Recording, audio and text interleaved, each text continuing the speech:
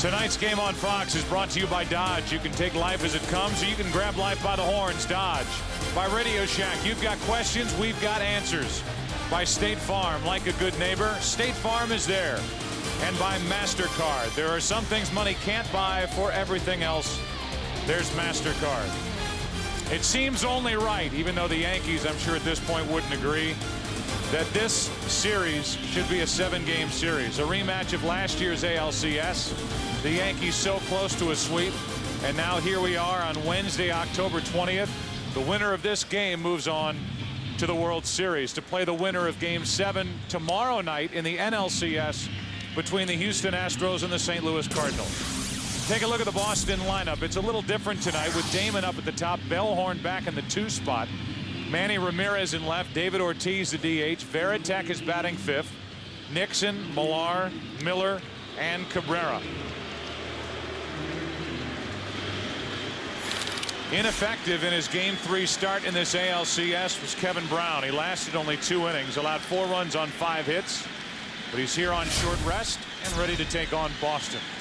And the Red Sox batted around in the 2nd inning against Kevin Brown at Fenway Park. A look at the scouting report. He throws from all different arm slots, his danger zone, and he proved it in Game 3. Down and in to left-handed batters. He's going to have to stay away from that area in this game tonight. Johnny Damon first up.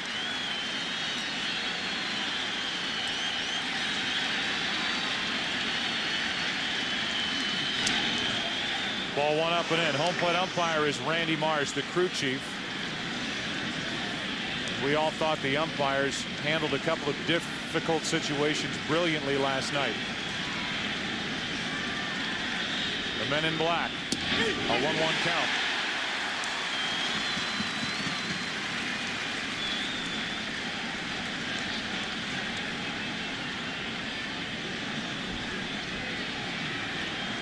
Only 3 for 29 in this series in the hole 1 and 2.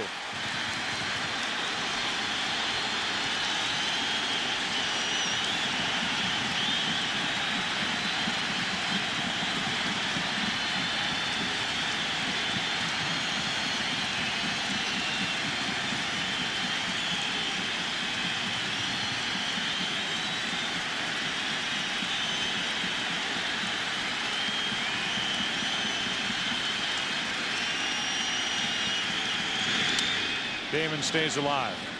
First 18 career postseason games for Johnny Damon, a .342 average. His last 6, which are the 6 in this ALCS, hitting .103. Johnny can make those all go away with a good night tonight and a Red Sox victory.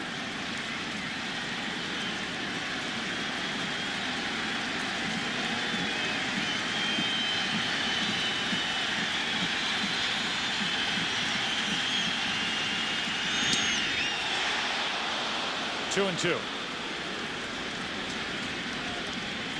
Game time temperature 49 degrees, but compared to last night, it's balmy, it's pleasant, there's no mist, wind not blowing as hard. Damon goes the other way and starts the night with a hit.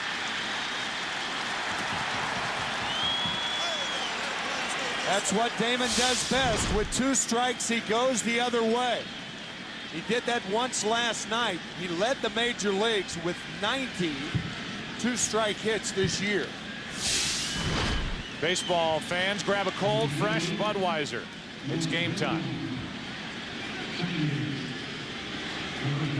Number 2 hitter is Mark Bellhorn, who popped a 3-run home run in last night's game. Came in a 4-run 4th. The only scoring done by the Red Sox, but it was good enough thanks to him. Kurt Schilling, Bronson Arroyo, and Keith Folt. That's why we're all here tonight.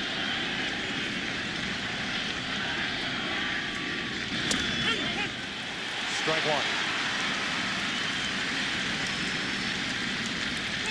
Very important for Kevin Brown to get ahead. He's always relied on so much movement. His sinker sometimes would dip about 2 feet. It's important for a guy like that to get ahead so that the hitters know that they have to swing. If he's behind, they'll be very selective and wait for their pitch. Check on Damon. Kevin Brown, in his first appearance at Yankee Stadium since breaking his hand back on September 3rd. He had a start at Toronto after that miserable start at Fenway. He was a winner in Game 3 of the division series at Minnesota, and then started Game 3 at Boston, lasting only the 2 innings.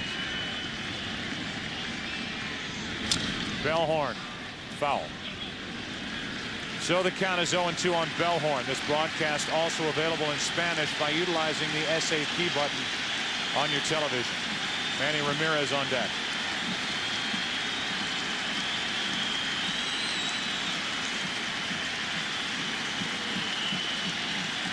We mentioned this in Game 3 and 4 with Damon on at first base. Mark Bellhorn, the most unusual number 2 spot hitter in baseball, because he led the majors in strikeouts with 177.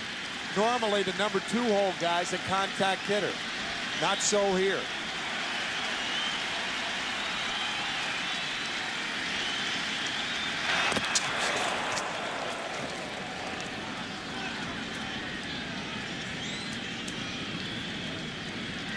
Mark Bellhorn, a 160 career hitter here at Yankee Stadium with 2 home runs.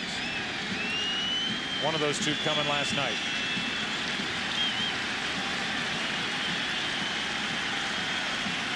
Damon's running. The pitch inside, throw down way late. Huge jump by Damon, and he gets his 5th steal of this postseason. Huge jump, and Posada had no chance because the ball almost hit Mark Bellhorn, and Posada had to throw the ball over Bellhorn. So he had no clear passage to throw Damon out.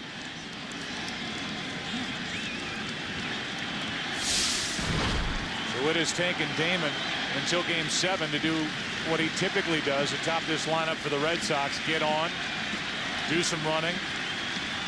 Bellhorn will at least try and move him over. 2-2.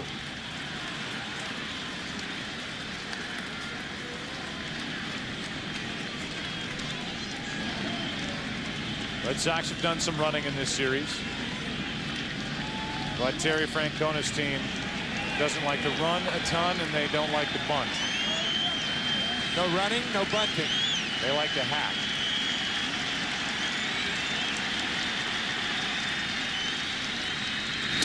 Too far inside, a full count.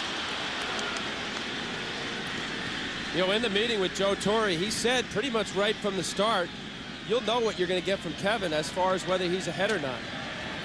He made it pretty clear that whether it's his sinker or slider, Kevin has to establish early that he's getting called strikes. And then from there it can expand. Full count on Bellhorn.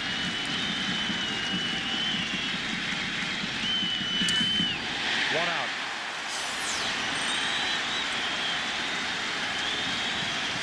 Wanting Bellhorn to make contact with the Red Sox. Move Damon over, and he strikes out. Now let's look at how the Yankees cover the field. This is brought to you by State Farm. Matsui, Williams, and Sheffield in the outfield. Rodriguez, Jeter, Cairo, and Clark. John Olerud took ground balls before the game for about an hour, but not in the lineup. Still bothered by that bruise on his left instep.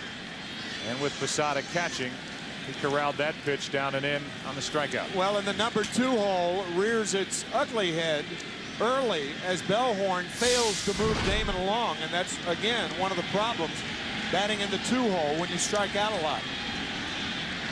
Ramirez, no RBIs in this series, but seldom has he had this type of opportunity. He's got Damon at second, 1 out. You're looking at a guy who drove in 130 runs during the regular season and 7 in the division series against the Angels.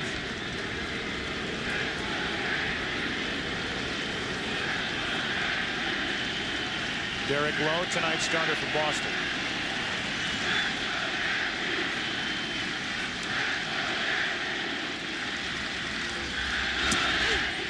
One ball, one strike.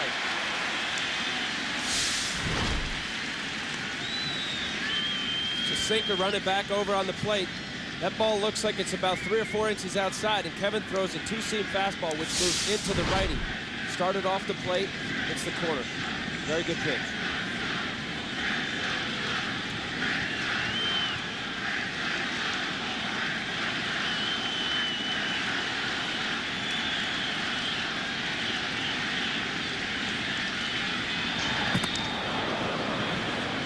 trying to keep Damon close at second. And Brown ended up throwing to Cairo, who was basically in his position, not on the bag. One problem with that, with Cairo so close to second base, it opens up the right side. Manny Ramirez is not a pull hitter.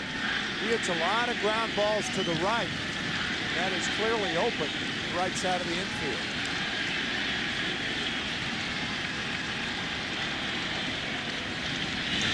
Ramirez grounds it under the glove of Jeter. Damon is coming to the plate. The throw by Matsui. Cut off. Jeter's throw. Got it.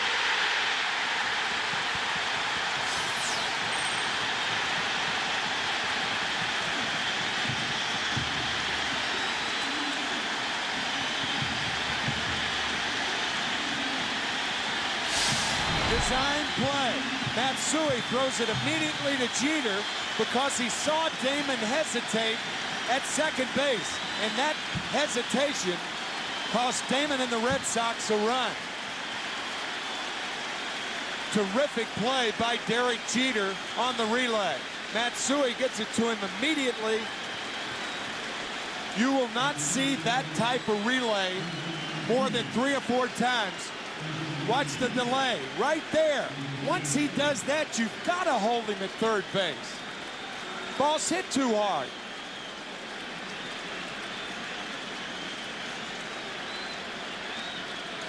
Posada, a good job of blocking the way for Damon.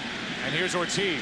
He rips one into right field. Back at the wall, 2-0 Red Sox.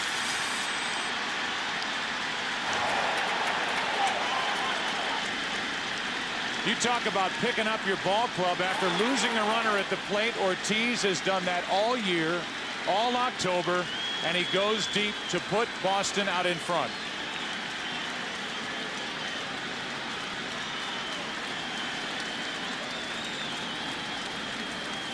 Mount Everest strikes again. He is unbelievable.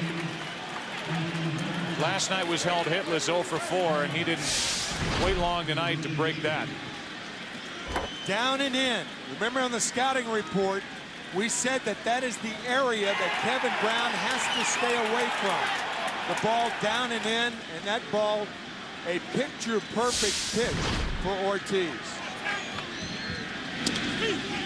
Varitek takes a strike.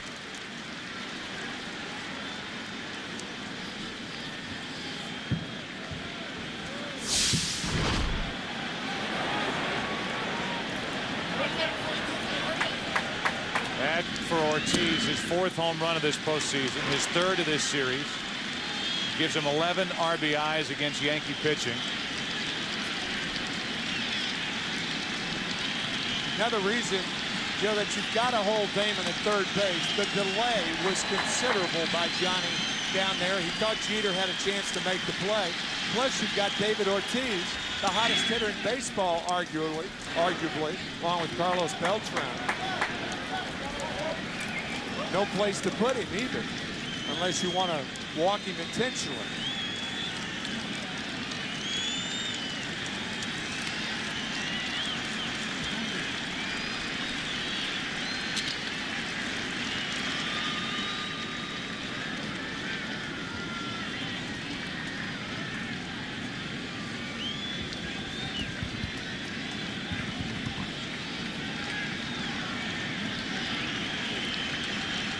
The 1-ball, 2-strike pitch, Varitek.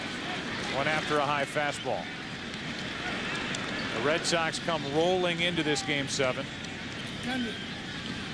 After winning the last 3, Ortiz won game 4 with a home run, won game 5 with a base hit in the 14th inning into center. And after Bellhorn had a big swing last night and Schilling did his thing on the mound, Ortiz puts Boston up in the 1st inning tonight. And it's still 1-2 on Varitek.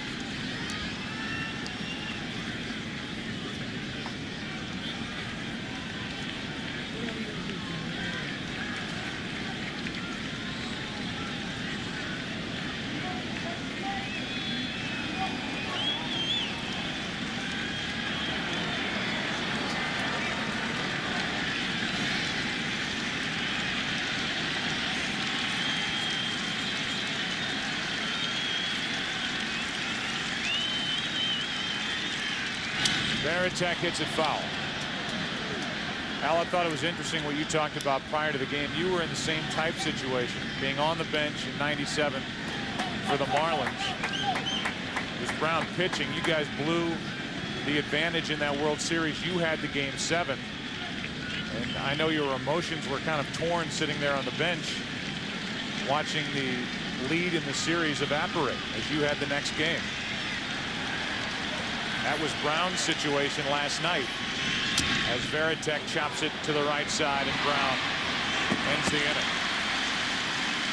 It started with a hit by Damon, another hit by Ramirez. They call him Poppy. 2-0 Boston on a home run by Ortiz. Tonight's game on Fox brought to you by GMC Trucks and SUVs. We are professional grade. By America Online. Want a better internet? You belong in America Online. And by new M3 Power from Gillette. Feel the power of the world's best shave. So after Derek Jeter made that play, and Jeter doing his usual October thing, cutting down Damon at the plate, Ortiz hits the home run to make it 2-0 Boston. And Tim, here's a guy who was ready to let the world know how disappointed and upset he was that he had fallen into the bullpen in October for the Red Sox, and he gets the ball in Game 7 at Yankee Stadium. Pitching 5 1/3 innings at Fenway Park. He needs the defense behind him, particularly the infield, because he throws so many ground balls. Derek Lowe was a 21-game winner in 2002. Won 17 the next year, 14 this year. He's a free agent to be. He was very open about how frustrated he was with Terry Francona and Dave Wallace that he was not in the postseason rotation. Well, he's the center of attention now. And he jams Jeter with a fly ball to center for Damon. One away, Rodriguez coming up. We look at the rest of the New York lineup. Jeter, Rodriguez, then Sheffield. Matsui, who has owned Derek Lowe over the years. Bernie Williams, Jorge Posada. Kenny Lofton is back in the DH spot for 2 reasons: to get a little more speed in the lineup and to get Sierra on the bench, to have him come up in the right spot for Joe Torre. Then Clark again and Cairo at the bottom. Here's Rodriguez. Here's ball 1. A-Rod took Lowe deep 3 days ago with a 2-run home run.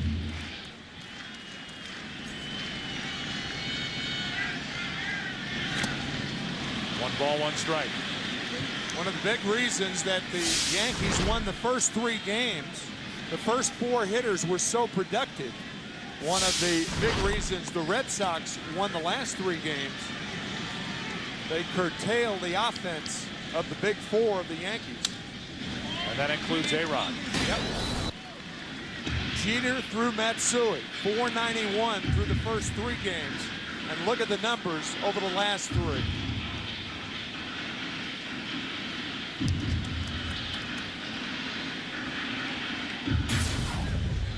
Rodriguez now, Sheffield on deck.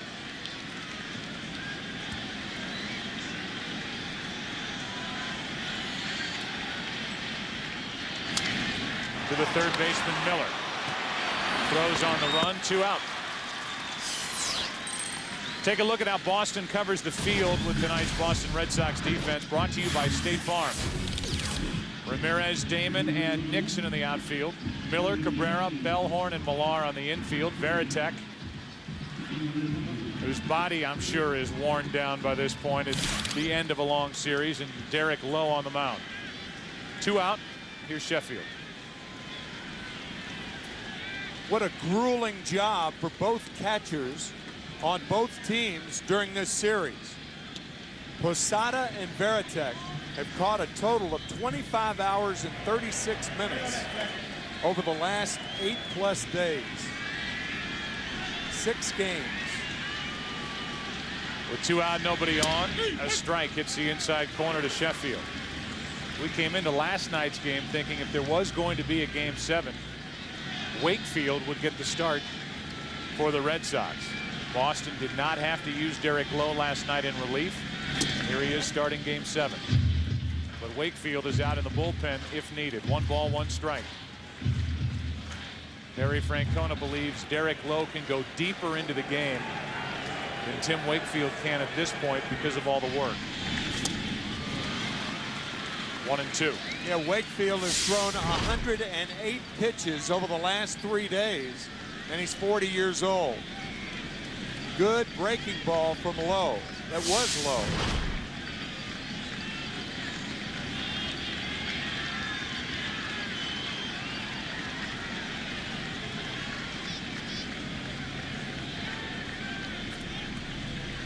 Now Lowe wants to talk to Varitek. Varitek says, forget it. Just figure it out yourself. I'm tired.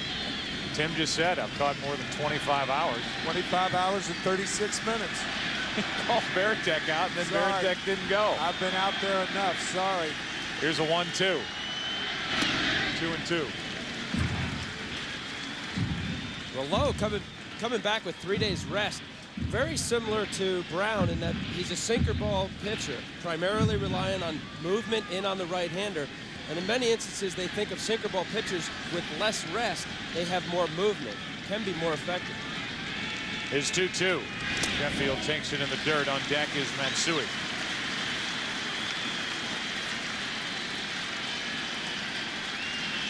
Lowe was a savior for the Red Sox last year in Game 5 of the division series out in Oakland, coming in to get the save. He's the former Red Sox closer.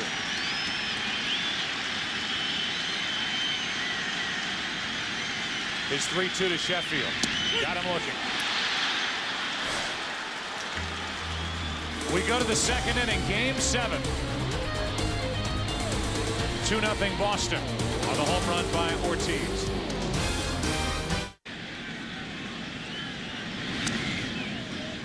First pitch down and in to Trot Nixon, ball 1. 2-0 Red Sox. It's been 243 days for the Red Sox since pitchers and catchers reported to spring training. 200 games. Spring training through the regular season, now the postseason. And they're looking for their first pennant since 1986 and trying to get it by making history. Down 3 games to none. Trying to come back and win the series and do it tonight at Yankee Stadium. These teams met the first time last spring in Fort Myers right around March 10th, and the tickets to the game were being scalped in spring training. I'd never heard of that. All the buildup. You had Alex Rodriguez in a Yankee uniform, Curt Schilling with the Red Sox. Nixon takes a strike. It's 2-1. Al, I don't want to lose the point that we talked about earlier with you having been in this situation. The situation Kevin Brown was in last night while his Yankees blew a 3-2 advantage. Looking forward to tonight's start. Well, you have a strange feeling. You're sitting there watching, knowing that if your team loses, you're going to get the Game 7 start. So you're obviously rooting to win and move on to the World Series. But right when that happens, your whole thinking changes into, okay, I have game mode already. I'm thinking about tomorrow. What do I have to do to get these Red Sox hitters out? So you go from the thought process of going on to a World Series to having to make pitches against this lineup tonight. Jeter to his left. Nice play for out number 1. Let's check in for the first time tonight with Kenny Albert. Well, Joe, the Red Sox did not take batting practice out on the field prior to the game today. Many of them did hit in the batting cage underneath. Now I'm told that many of the Red Sox in their clubhouse watched the movie Miracle. Remember Michael Ruzioni of the 1980 U.S. Olympic hockey team threw out the first pitch over the weekend up at Fenway. And who did the Yankees bring in to throw out the first pitch today? None other than Bucky Dent. Thanks, Kenny. He got a huge roar coming out of the dugout to throw out the first pitch to Yogi Berra, who's been involved in every pregame ceremony so far this postseason with the Yankees. Millard takes a strike. The Dent home run, 1978 in the 1-game playoff. Mike Torres, and then Dent was the World Series MVP in 1978 when the Yankees played the Dodgers. 1 ball, 1 strike. Miller on deck. By the way, one other note. Today would have been Mickey Mantle's 73rd birthday. Here's a 1-1. Millar with a base hit into center. Kevin Millar last night had 2 hits. And he's on with 1 out here in the second in Game 7. Kevin, with that open stance, it's tough for him to reach a ball on the outside corner. And that can be a bad sign, a bad early sign for a pitcher. When a hitter like that, who has a tough time with a pitch like that, hits the ball hard up the middle. Where does Brown go to get hitters out? Well, Kevin Millar this year is 129 on curveballs. He has a difficult time right-hander on right-hander with some depth breaking ball, something that starts on the plate and down and away. And with Kevin Brown's sinking fastball, if you saw that replay, he was trying to go outside corner and it leaked a little bit on the outer half. Now it's Bill Miller. 6 for 26, only 1 RBI this postseason. 6 hits in this series. Takes low. This is a much tougher game to manage if you're Joe Torre or Terry Francona, because your decision about the effectiveness of your starter has to be made much earlier than it would normally be made during the season.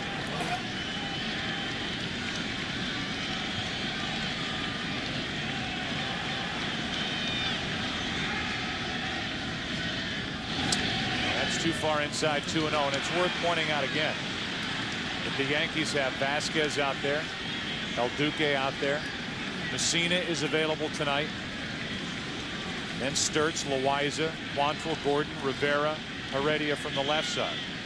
And the Red Sox have everybody, including Pedro Martinez. The only guy not available is obviously Schilling. 3-0 from Brown. When you're dealing with starters in your bullpen, you have to get them ready and get them started earlier, getting loose than you typically would a reliever. So as we look down now, the Yankees get action going in their bullpen. That's an excellent point, Joe. You'll see a lot of managers, because of that, Joe, they'll have one of their relievers to try to get out of a jam and then start the next inning, assuming that, say in this case, Vasquez can give him 3 or 4. So you might burn a true reliever early in giving him more time, Vasquez. Here's a 3-0 to Miller. That's a strike, 3-1. Vasquez was the guy who picked up for Brown in Game 3 at Fenway. He threw 96 pitches, got the win, and really settled the game down for the Yankees. Good work by Vasquez, who really suffered through a very poor second half of the season. 3-1. 2 on with 1 out. A hit and a walk. We've heard Joe Torre a number of times talk about this very situation. He had to do it last year with Mike Messina, but if he can't avoid it, likes to keep a starter to begin an inning, as you talked about, Al. And now Kevin Brown is working his way into trouble here, where Vasquez may have to come in the second with men on base, and that would be less than ideal for Mel Stottlemyre and Joe Torre. Well, you wonder about his decision making, because if you look back at Game 3, this is almost carbon copy. Kevin went 2 innings. He ended up giving up 4 runs, but not after some damage. And he did get out of the inning, and Vasquez started the 3rd.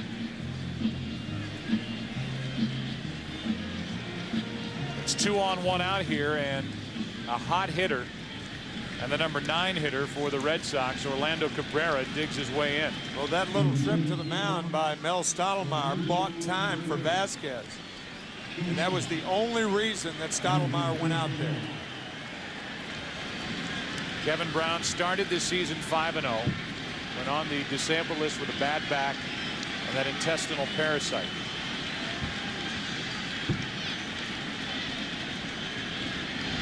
Cabrera takes a strike.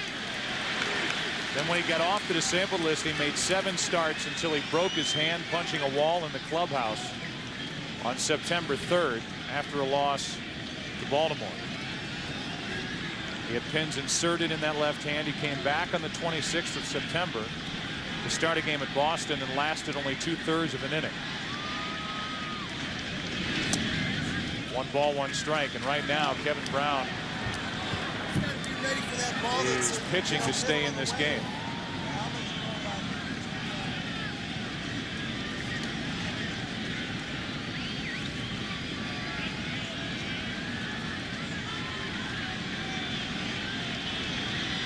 In his postseason career, Brown is 0-4 in his home ballpark. And he's bounced around in his big league life. Strike 2 on Cabrera, who's hit in every game of this series.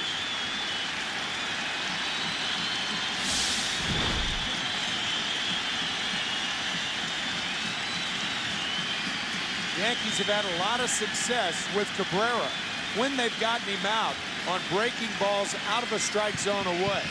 It's a good time for that pitch right now.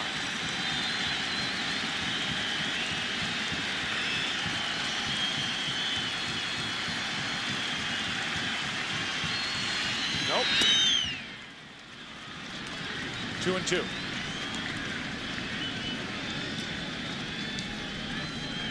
Of all the guys we've seen come to the plate for the Red Sox, Al, I know you've questioned the pitch selection the Yankees have used with Cabrera more than any other hitter.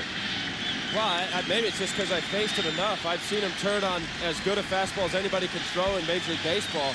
And there were a couple instances, especially when the Yankee pitchers were ahead, where they tried to sneak a fastball by. Now it's full. This past year, his fastball numbers were about a 293, off-speed 213. These are statistics that every pitching coach has. You go over a scouting report, you talk about it with your catcher. Numbers don't lie. He's batting nearly 300 on fastballs, 213 on off-speed, particularly the bigger break with less velocity, more of the curveball break than the slider. You go with it. 3 balls, 2 strikes.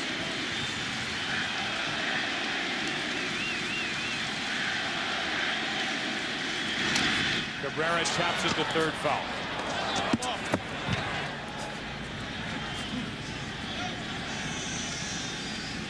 Not only is Kevin Brown pitching on just 3 days rest, but his backup, Vasquez, is doing the same. Again, 96 pitches in Game 3 at Fenway. I think the downside of sending the runners really remote right here. It's 3-2. I mean, most managers in baseball would send the runners right here. I mean, you have a contact hitter up, you have a pitcher that's struggling, you have a 2-run lead, take more chances. I think if you don't send them, you're playing too conservatively.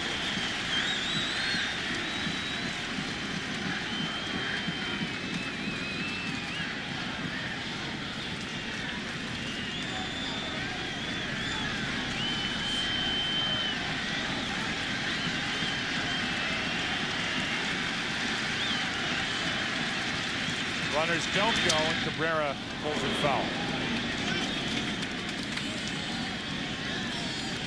The Yankees defeated the Red Sox in the '99 ALCS in 5 games. Last year in 7 games. The Pedro game, winning it in the 11th on the Aaron Boone home run, and now the Red Sox, a year later, have a chance to beat the Yankees. Go on to their first World Series since 1986. They lead 2-0 in the second, have 2 on, 1 out.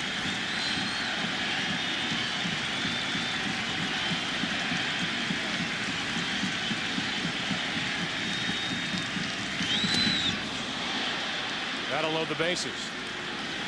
So now with the bases loaded, 1 out, and Damon coming up, that's going to be it for Brown.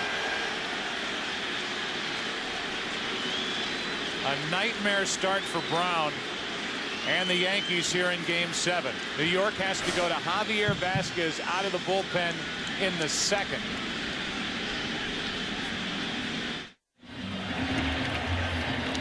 The Yankees went out and got Kevin Brown from the Dodgers for starts like these. In Game 3, he lasted 2 innings. Tonight, an inning and a third, and he leaves with the bases loaded. And hands it over to Javier Vasquez. Another offseason acquisition from the Expos. And there are his numbers this postseason. Pitched well, not great in Game 3 at Fenway. But here's a guy who has been a starter his entire big league career. getting another chance out of the bullpen and coming in already with his team down 2-0. Bases loaded, only one out, facing the top of the lineup for the Red Sox.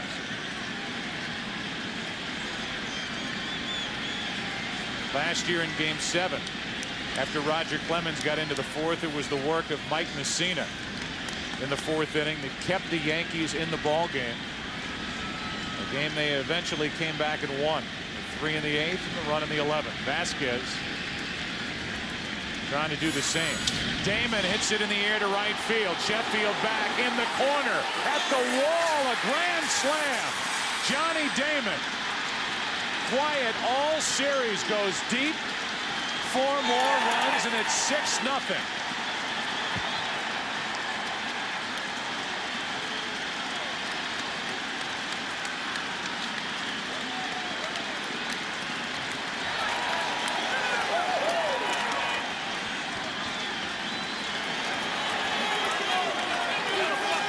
For 29 in this series coming in to his first at bat. He's now 2 for 2 tonight, and there hasn't been a bigger swing for the Red Sox in a long, long time. Johnny Damon looking inside, looking fastball, getting it, and popping it out of here. Vasquez missed with that pitch, but Damon didn't.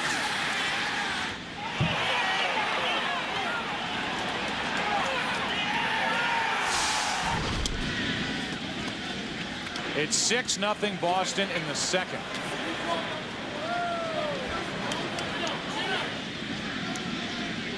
And it's Bellhorn at the plate with a count of 1 ball, 1 strike. No repeat of the work done by Messina in last year's ALCS by Vasquez. That didn't take long.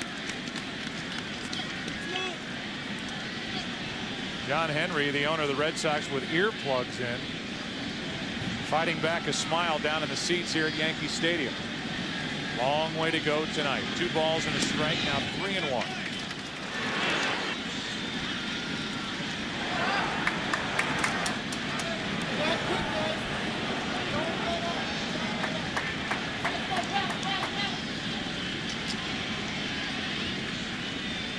With 1 out, a walk. So Vasquez has come in, given up a grand slam, now a walk, and the batter will be Manny Ramirez. And again, Joe, your point about a starter normally warming up as a reliever, coming in to an inning with the bases loaded, no less, to pitch to a contact hitter. And did Damon ever deliver immediately?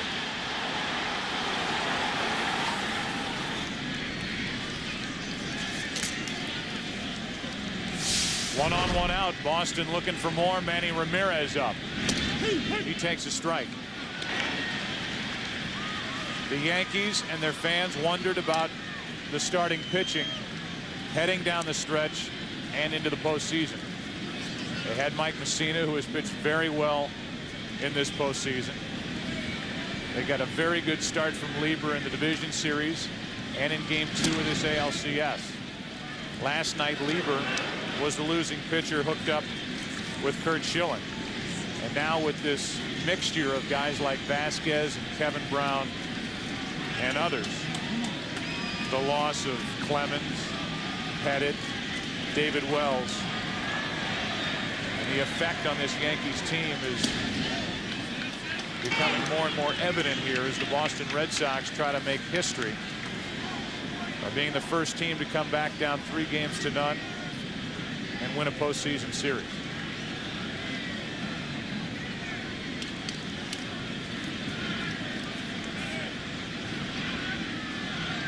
One on, one out, 2 balls and a strike. There were holes on this Yankee team all season, but for the most part, they were able to slug their way through and win the division with 101 victories on the year. The Boston Red Sox pitching, in particular the bullpen, the last 3 games, has done the job. The Red Sox bats are coming alive. 3 balls, 2 strikes on Ramirez. And the irony of that was the Boston bullpen has done the job over the last 3 days after being pummeled in Game 3, 19-8. And the Yankees had 19 runs and 22 hits. Since that day and that night, it has been all Boston. Runner at first, 1 out. Bellhorn is going. Ramirez fouls it.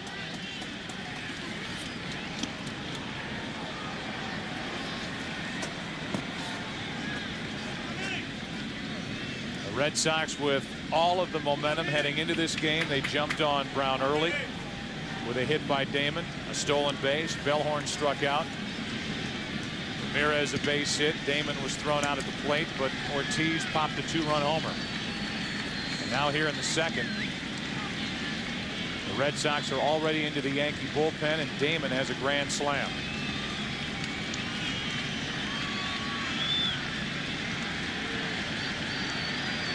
Ramirez on 3-2. Runner goes, and Manny was jammed. Shallow left center. Jeter out. 2 down. David Ortiz walking to the plate. And you look at his walk-off home run. Division Series Game 3. That put the Red Sox in this series. Game 4, 12th inning. And another walk-off hit against Loaiza. Game 5 in the 14th. And then tonight, after the Red Sox lost a runner at the plate, he puts Boston on top 2-0.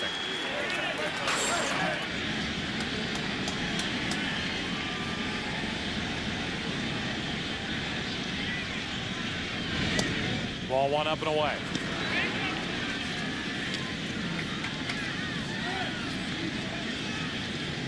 A .429 average in this series.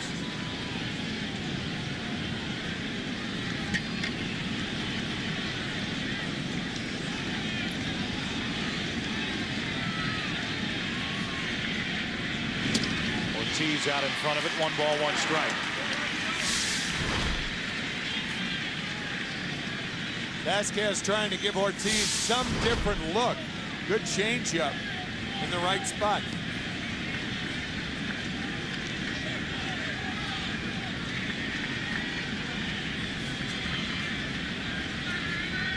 One ball, 1 strike. Bellhorn at first.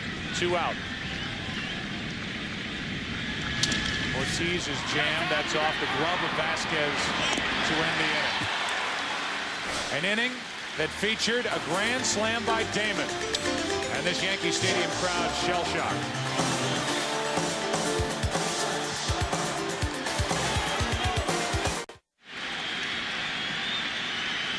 Hideki Matsui first up for the Yankees. In the mode now of trying to chip away at a 6-0 Boston lead in the second. Matsui, Bernie Williams, Jorge Posada. The Yankees, the best come-from-behind team in Major League Baseball history this season with 61 come-from-behind wins, plus 4 in the postseason.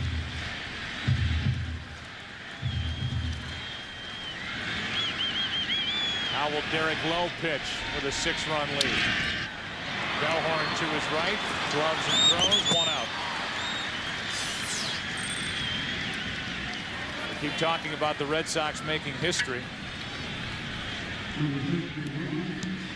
And the numbers. 25 times it's happened in Major League Baseball. The team has failed to come from behind to win the series. The NBA 73 times, and in the NHL 2 times, compared to the 138 opportunities when that team failed to win. And as you mentioned last night, no team has ever forced a Game 7 being down 3-0. And here the Red Sox are up by 6 in the bottom of the second. There's not one fan of the Red Sox in New England or anywhere else comfortable with a 6-0 lead in the second inning at Yankee Stadium in Game 7.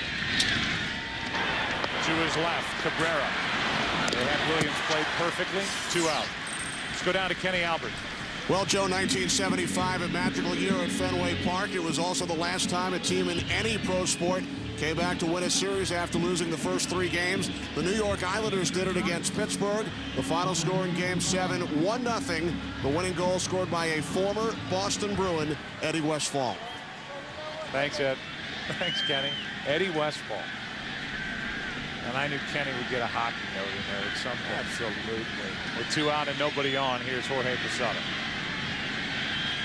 7 hits in this series.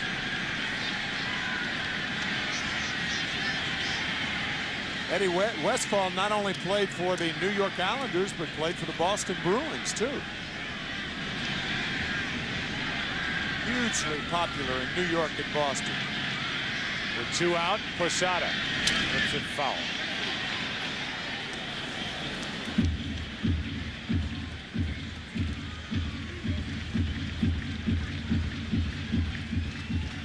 The Yankees have never lost in LCS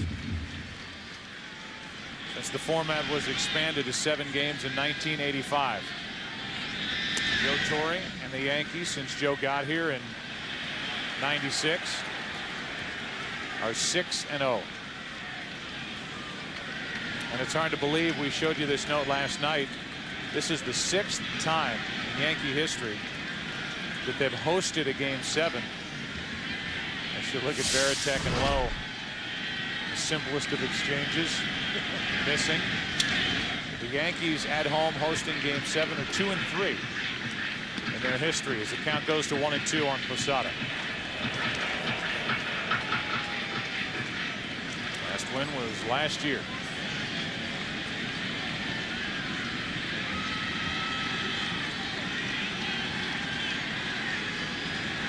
Here's a 1-2 from Lowe. 2-2.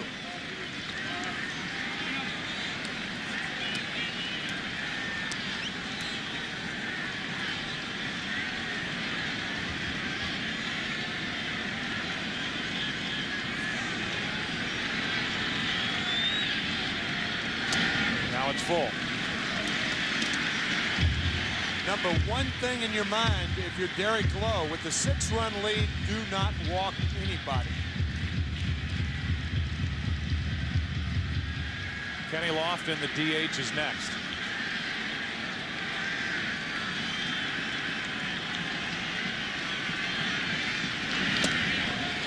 A walk to Posada. And the Yankees have their first base runner of the night. Just a reminder up at the top of your screen, NLCS Game 7, Houston at St. Louis. 8 Eastern, Roger Clemens against Jeff Suppan. Each closer in Game 6 tonight went 3 innings. And Game 6 was won on a home run by Jim Edmonds. And now with 2 out, here's Lofton.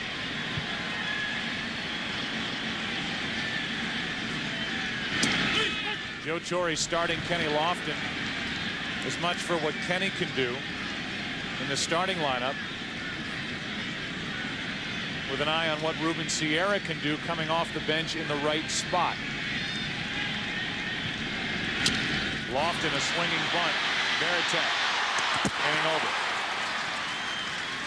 A walk, a runner stranded. We go to the 3rd inning. Game 7, Boston batting. They lead it 6-0. Javier Vasquez relieved in the 2nd.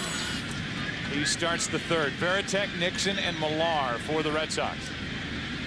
Up 6-0.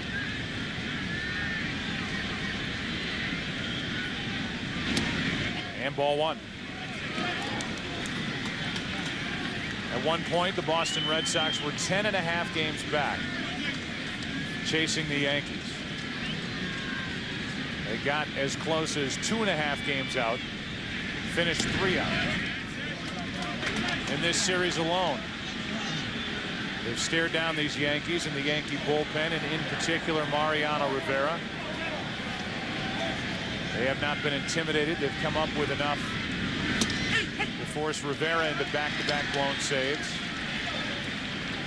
The relief pitching has been good to get them deep into extra inning games with chances to get it, I guess, to Ortiz so he could win the game. And that barely misses. Tight strike zone from Randy Marsh tonight. 3 balls and a strike.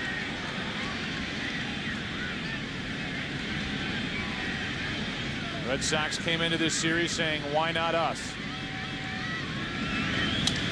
Full count on Veritek. And then you get down 3-0. Futile offense in the first 6 innings of games 1 and 2, where they had 2 base runners, 1 for 37. Then they are blown out of the tank in game 3. Veritek strikes out.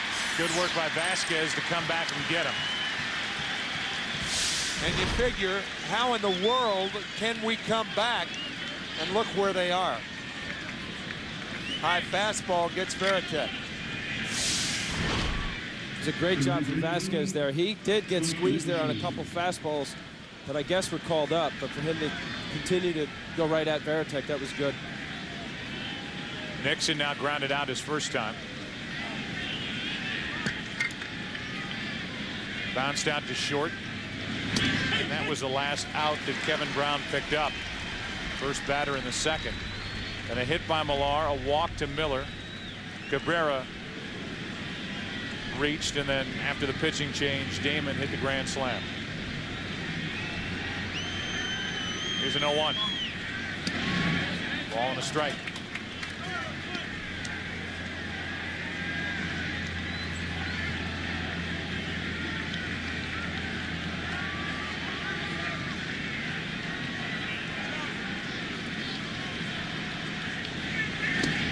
Two and one. How many Red Sox fans out there do you think at some point in the last 20 minutes just picked up the phone and called somebody and said, can you believe this?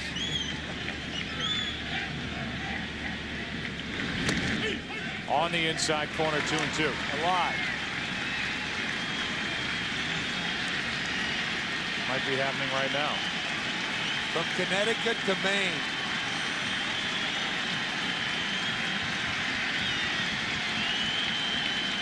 They still don't look too comfortable. 2 balls, 2 strikes. Nixon strikes out.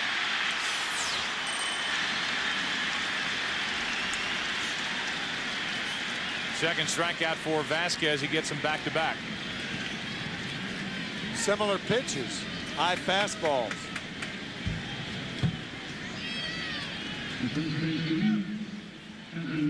Here comes Millar. Kevin got that rally started last inning with a base hit.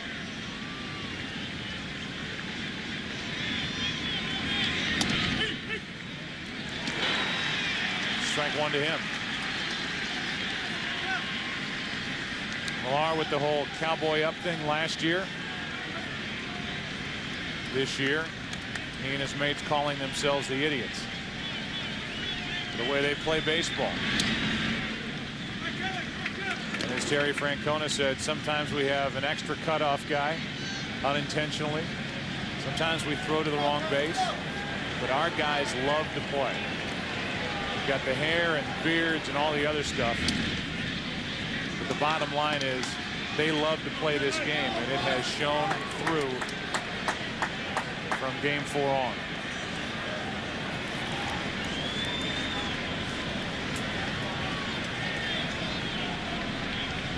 Vasquez trying to make a statement on the mound and maybe get his teammates going with a perfect top of the third. It'll be Clark, Cairo, and Jeter for the Yankees in their half.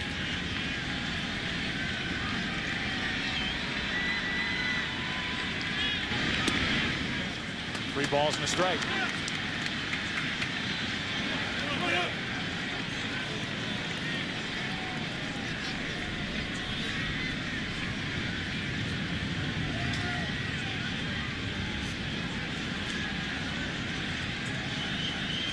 With 2 out, Millar checks it on ball 4, a 2-out walk.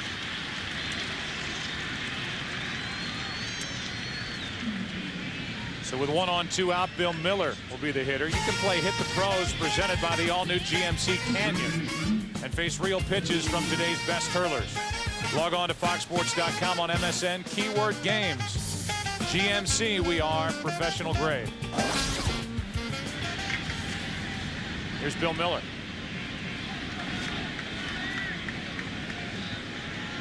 Walked and scored in the second.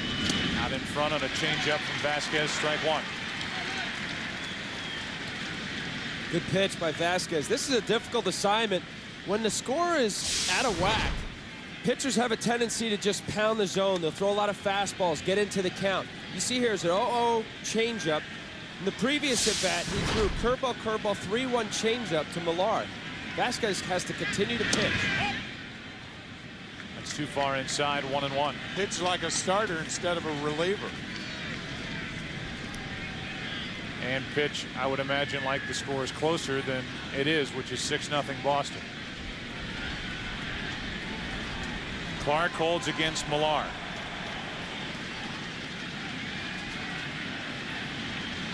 Miller pops it up. Jeter out to grab it. And we go to the bottom of the third inning. Derek Jeter, who made that play, will bat for New York.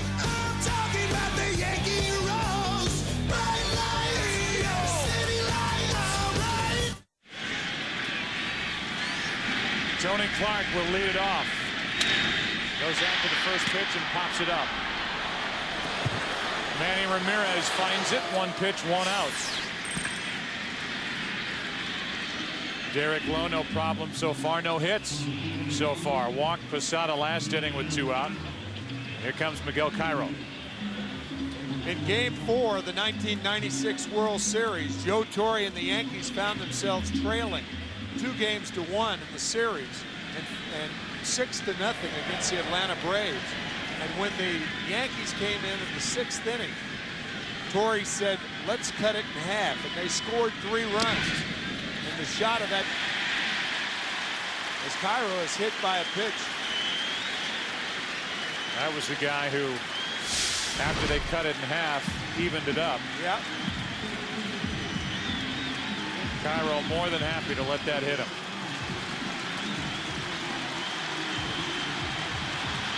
Here comes Jeter, and these Yankee fans want it right now.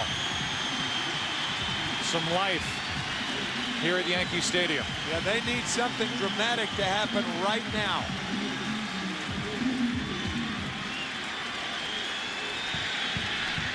Jeter was a rookie in that '96 season. Bernie Williams a part of that team. Posada was on it. Girardi was the other catcher. Ball one outside to Jeter. After Lara took the home run off Mark Wohlers, Wade Boggs won it with a bases-loaded walk in the 10th inning. Jeter rips it foul. Third base umpire Jim Joyce was busy getting out of the way of it. Called this ball foul. Ooh, and it was barely. Again, all it has to do is go over the bag. But how good of a look at that ball could Joyce have had leaping out of the way? If it hits any part of the line, it's a fair ball.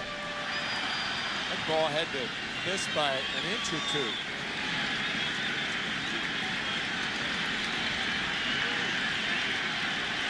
One on, one out for Derek Lowe.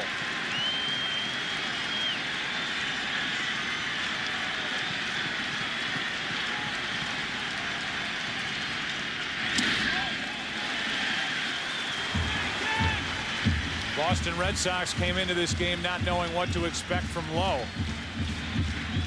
Pitching on 3 days rest. He's about to encounter the meat of this Yankee lineup.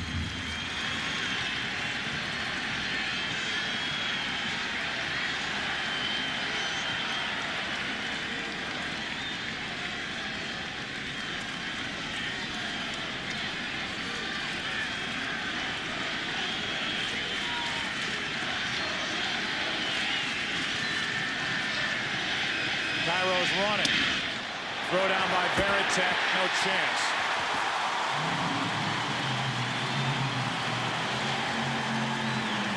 Well, if Javier Vasquez has to pitch like it's a close game, the Yankees offense have to run as though it's a close game. And that's what Cairo's thinking. Normally you're trailing by 6-0. You don't even think about a stolen base. Not so with Cairo.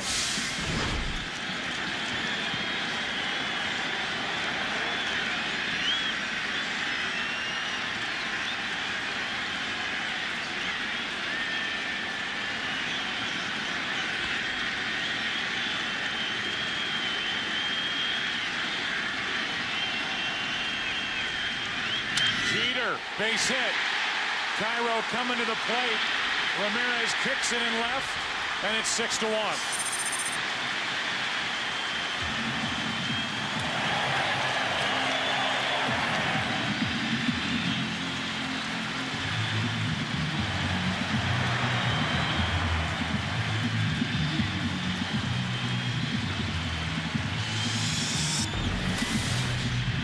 Derek Lowe gets a ground ball, but Jeter found the hole, and the Yankees are on the board.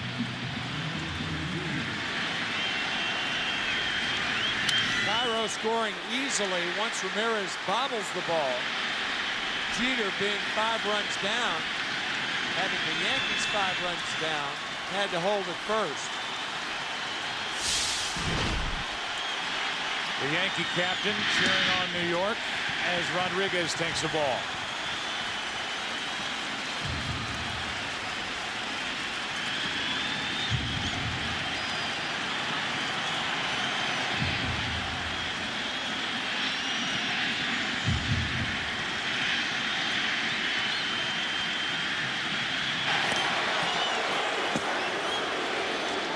Mike Myers, a left-hander, is getting loose with Rodriguez at the plate, Sheffield on deck, and then Matsui. And this is what we talked about for the Yankees. Middle of an inning, bringing in a reliever as opposed to a starter. Joe Torre brought Javier Vasquez in with a bases loaded and 1 out in the second, as opposed to starting an inning fresh with Vasquez, typically a starter. Vasquez gave up the grand slam. Myers is getting ready for Matsui. Here's a 1-1. That's foul. Now Leskanic joins Myers with Sheffield, the next hitter. What Terry Francona was telling us, if he has to go to Wakefield in the middle innings, he would prefer to bridge it with either Myers or Leskanic and have Tim start the 5th or the 6th inning.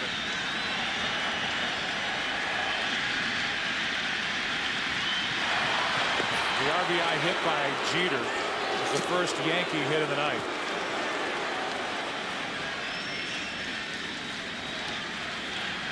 I don't think I have ever seen Jeter have that particular type of reaction after that hit. Usually his excitement comes in calm. Low. Almost panicked. He looked down to second. He had no shot at Jeter. Here's Jeter's reaction after the RBI hit. I don't think I have ever seen that expression on Derek Jeter's face. Almost a desperate look. Yeah. And now it's Jeter at second with 2 out. After Rodriguez tapped out, he's 0 for 2. Here's Sheffield. Pedro Martinez is out there. The Red Sox left Pedro back in Boston after his Game 5 start to work out and get ready and be available for tonight's Game 7. He is ready and available. Sheffield hits it hard. What a pickup by Miller. Getting over. The Yankees get a run, but Lowe shuts the door on New York after that. After 3 in Game 7, Boston 6, New York 1. The League Championship Series on Fox is brought to you by Budweiser. Grab a cold, fresh Budweiser It's game time. Fourth inning now. Red Sox batting, leading by 5 after the run driven in by Jeter in the bottom of the third. Cabrera, Damon, and Bellhorn. 9-1 and 2 for Boston. Vasquez still on the hill, and a strike.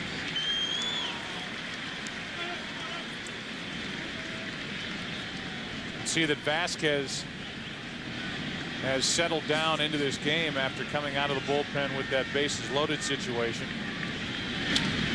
Damon didn't wait around. He jumped on that first pitch and ripped it into the seats in right. Now Vasquez throwing a lot of strikes. He struck out 2 in the third, and he's 0-2 on Cabrera.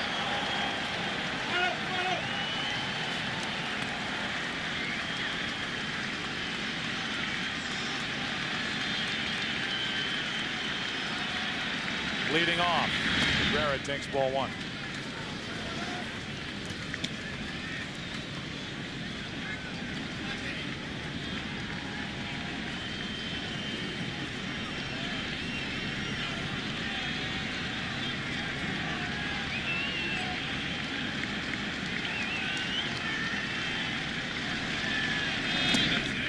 Two and 2.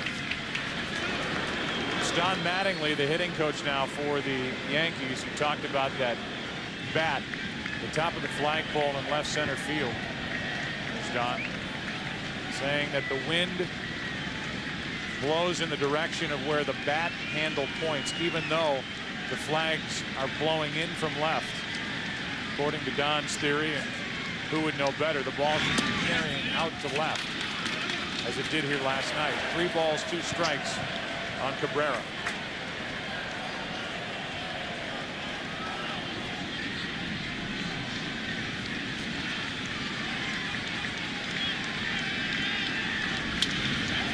That's foul and out of play. Reason for that is there is a horseshoe shape to Yankee Stadium. It's like Shea Stadium in that regard. Both New York stadiums. That is the reason that the flag that's lower near the facade blowing in, and yet the wind above the flag blowing out. So if you get it up, it'll go out. A leadoff walk. Cabrera on base for the 2nd time tonight. What an asset he's been in this ALCS for Boston. And here comes Johnny Damon.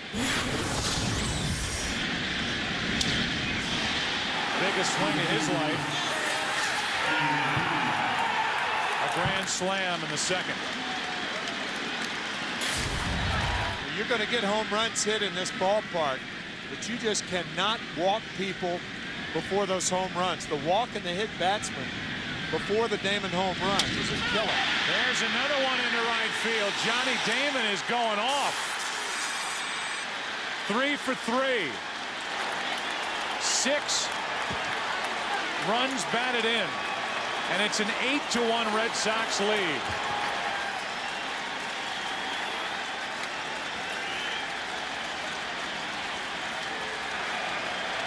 Absolutely hammered into right.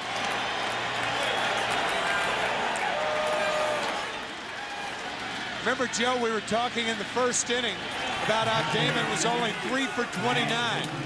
And we said a good game here would erase that.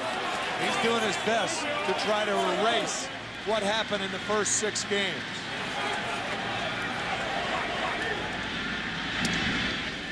Bellhorn now with nobody on or out. Again, a first pitch fastball gone. 6 RBIs for Johnny Damon. Mercy. 8-1 Red Sox. It's 2-0 now on Bellhorn.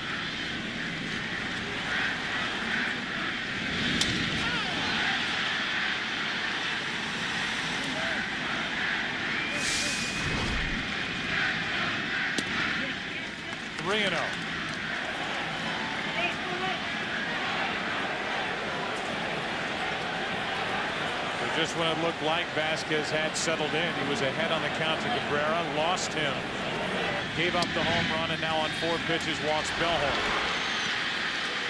And this Yankee pitching has collapsed.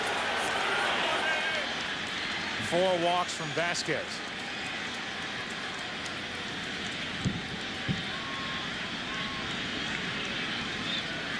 Kevin Brown, the starter, went an inning and a third. Vasquez is getting pounded. And there will be more action for the Yankees out in their pen. Esteban Loaiza.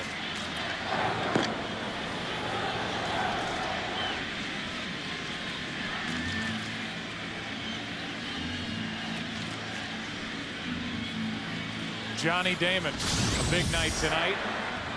June 29th. Off Vasquez into the same spot. And then another one for good measure. And now tonight, 2 times again off Vasquez.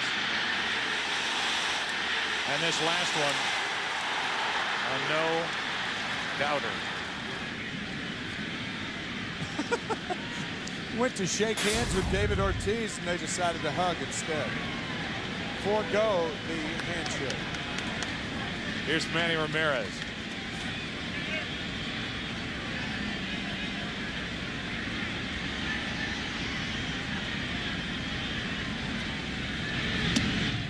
Ball 1. Vasquez can't find the strike zone. Ramirez tonight has singled and scored and popped up. Ortiz got the scoring started back in the first with a 2-run shot.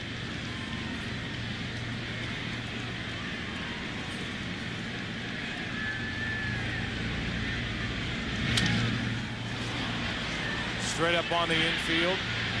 Rodriguez. That's the first out of the inning. Somebody had told you before the series began that in Game 7, Manny Ramirez would not have an RBI. Number one, how do the Red Sox get to Game 7 without Manny Ramirez having an RBI? But that is the case. No ribbies for Manny. And yet the Red Sox leading in Game 7, 8-1. He has hit in every game. He's given Ortiz chances, and David Ortiz has made the most of them. Ball 1 on a pitch that's not even close. $25 million on the mound tonight for the Yankees. $15 million for Kevin Brown and $10 for Javier Vasquez. And that combination has allowed 8 runs, 6 hits. Red Sox batting in the top of the 4th. 2-0. On the other hand, David Ortiz might be the biggest bargain in baseball. There's no doubt. He re-upped with the Boston Red Sox, and Theo Epstein, I would say, relatively speaking, got him for a fair deal. Peanuts. Today's market. Expensive peanuts, but yeah. Peanuts. 2 balls and a strike on Ortiz.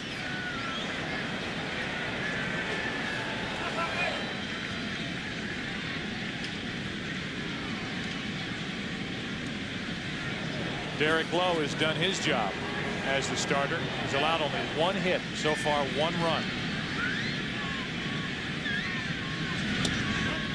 He can earn himself. Derek Lowe can a lot of peanuts with a win and a big start here tonight. You know, this game is so much about confidence and momentum, and last night clearly what the Red Sox did and the mentality of how the Yankees had to feel driving in here today certainly was not nearly as positive as these Red Sox hitters. The whole team. Ortiz trying to pop another. 3 balls, 2 strikes. You were talking about it earlier too. The Yankees all last night, you're thinking, I mean, we're going to have to go to Game 7. They're going to force us to a Game 7. Uh-oh. And the Red Sox couldn't wait to get to the park today, and they want to keep on scoring. 2 more walks by Vasquez, and that's going to be it. The New York right-hander. Esteban Loaiza coming in. Red Sox up by 7.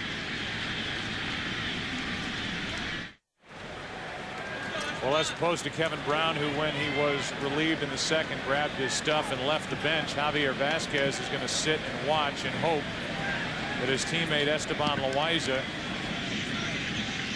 can prevent further damage. It's 8-1, the Red Sox out in front, top of the fourth inning.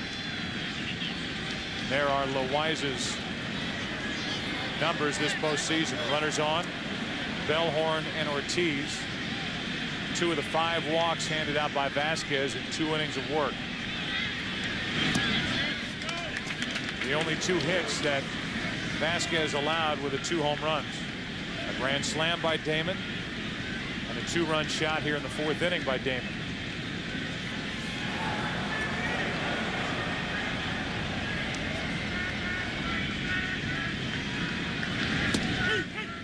One ball, 1 strike.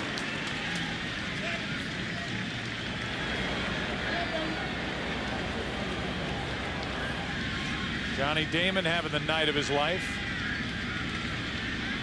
Trying to help the Red Sox ride to the World Series.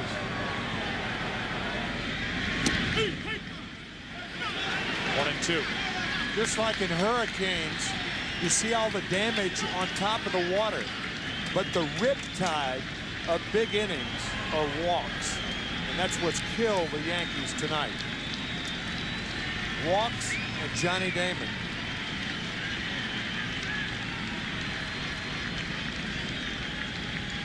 Here's a 1-2. 2 balls, 2 strikes for the Yankees.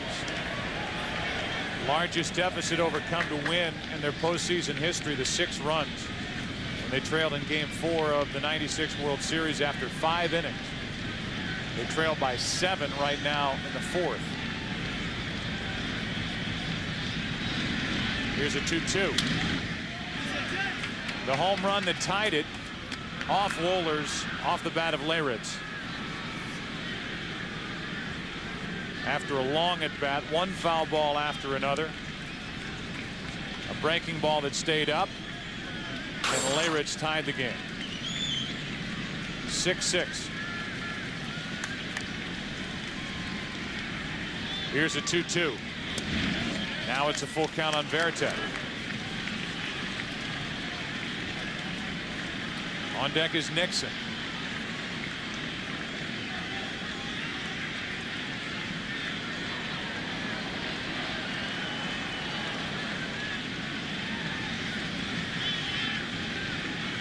Runners not going, and Veritek hits it through Cairo into right. Bellhorn will hold at third, and the bases are loaded.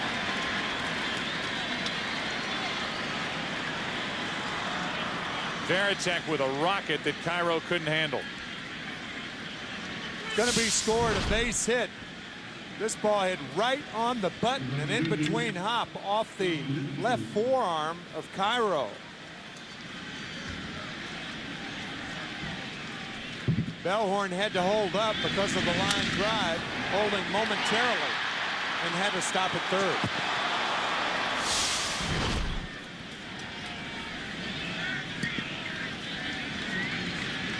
They have given Cairo an error. Oh my gosh, on that ball. John Nixon takes a strike. You give somebody an error on this ball, you've never tried to field a ball like this. Ball ate him up. That's a tough error on Cairo. The bases are loaded. That's the bottom line, and the count's 0-2 on Nixon.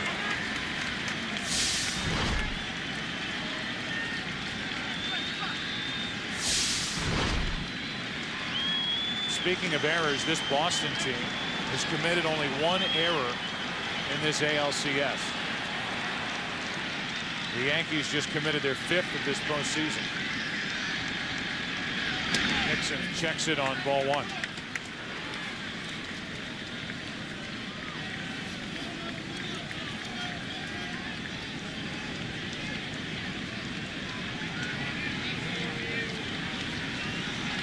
More runs sitting out there for the Red Sox.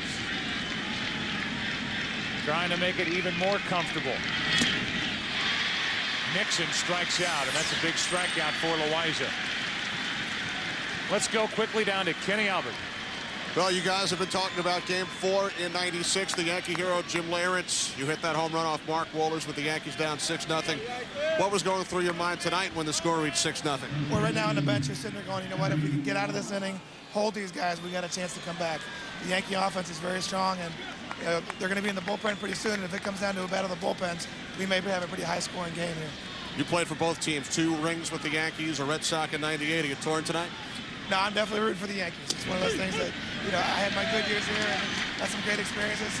I like some of the Red Sox guys, but I'm still pulling for the Yankees. All right, Jim Leyritz, former teammate of both Lowe and Veritek. Joe? All right, Kenny, thanks. And so many with the Yankees, as we talked about, Bernie Williams, Posada, Jeter. Millar breaks his bat, grounds to Cairo. Good work by Loaiza. Comes in and shuts the door on the top of the 4th. But another home run from Damon. And it's 8-1 Boston after 3.5.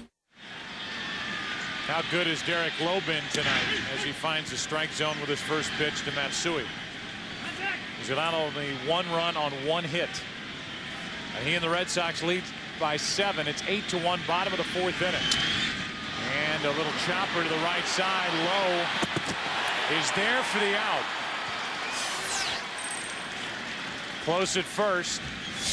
Millar left the position, and Derek Lowe was there to cover. Good play by Millar, but a better play by Derek Lowe. He had to reach back with that little toss and find the bag. Nicely done. That's the hardest covering first. When the first baseman is in front of you, literally you saw there, Derek had to turn around and catch it from behind him. Here's Bernie Williams, who tapped out to short his first time. 8-1 Boston, bottom of the 4th inning. And a strike from Lowe.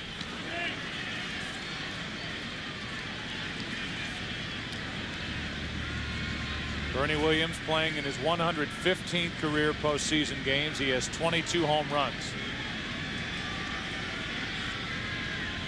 Last night he went deep. And he homered on Monday in Game 5 as well off Pedro.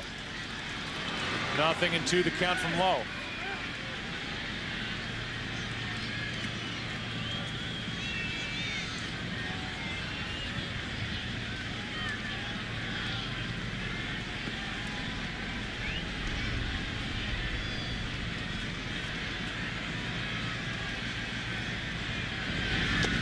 Williams takes ball 1. The Red Sox in this offensive explosion, 8 runs, 6 hits. Have taken this, what was a raucous Yankee Stadium crowd, completely out of the game at this point. Last inning, they got something going. But after giving up the RBI hit to Jeter, Lowe came back to get Rodriguez and Sheffield. And then Boston went out and got 2 more. They lead 8-1. Bernie Williams takes high and away, 2-2. Yankee hitters just have to keep continuing to have good at bats. Don't think of the deficit as 7 runs. Just see the ball, have a plan, get Derek Lowe to get his ball up and hit the ball solidly. You can't think of the big picture. It's got to be very small. Bernie Williams pokes it into left. Ramirez a late break on it, 2 out. It is quiet here, thanks in large part to the job Johnny Damon has done tonight. Quiet on the streets near Fenway, Yawkey Way in Boston. But when Johnny Damon hit the home run, it was not quiet inside the cask and flagon.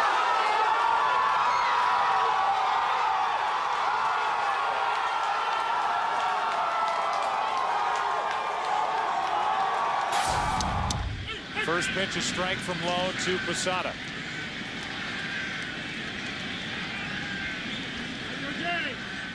Jorge, the only walk that Lowe has issued tonight, back in the 2nd. 1 ball, 1 strike.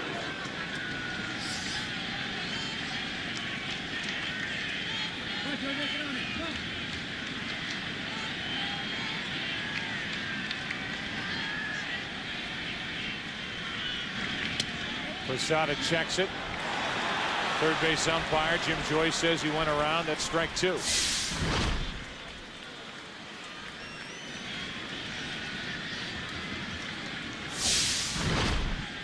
The Red Sox have never won a decisive Game 7 on the road in their postseason history. Posada grounds to Millar. And another perfect inning put on the board by Derek Lowe. He has stepped up huge for the Red Sox tonight. So is Damon. 8-1 into the 5th. Back after this from your local Fox station. First pitch is a strike from Esteban Loaiza to Bill Miller. Miller, Cabrera, and Damon. Miller grounds one through the right side. Park got no break on that ball whatsoever. Lost his footing momentarily, and Miller is on with a leadoff hit. How about tomorrow, Game 7? We're Game 7 here tonight in the ALCS, Game 7 NLCS. And a thrilling series will conclude tomorrow night in St. Louis. 8 Eastern, 5 Pacific. It all begins with the all-new Dodge Dakota pregame show. And it's a matchup of Roger Clemens against Jeff Suppan.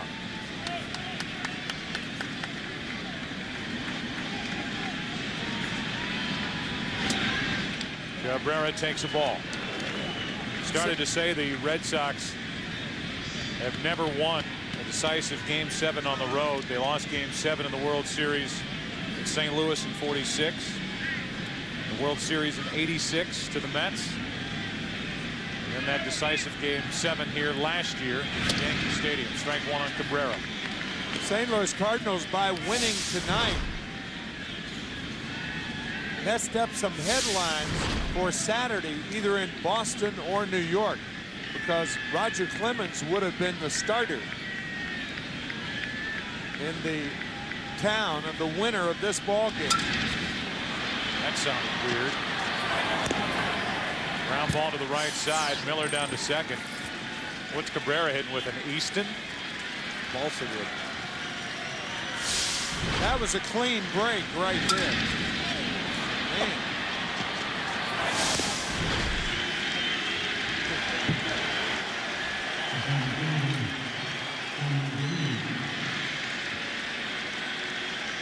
Here's Johnny Damon. Damon a demon tonight.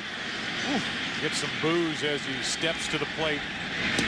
He's been a one-man wrecking crew for the Red Sox.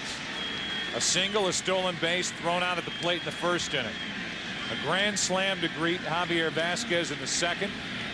And a 2-run home run off Vasquez in the fourth. Has an RBI chance here with a runner at second. Miller, 1 out.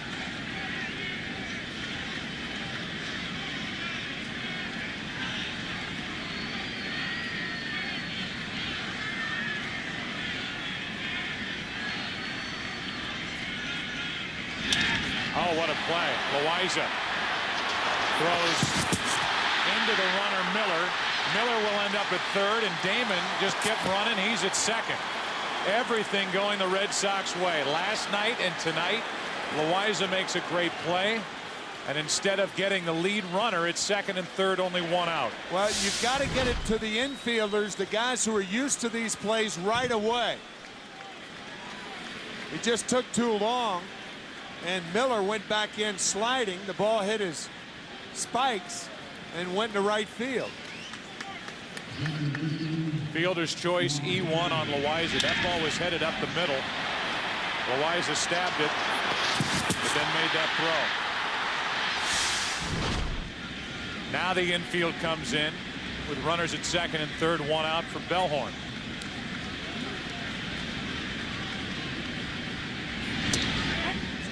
Ball 1.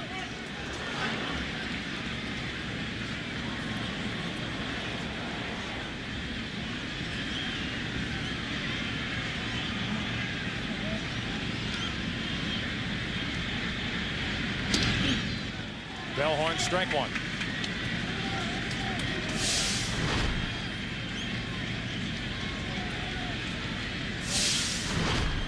It's already 8-1 Boston. With the kind of speed on, a hit could make it 10-1. That's up to Bellhorn. 2-1.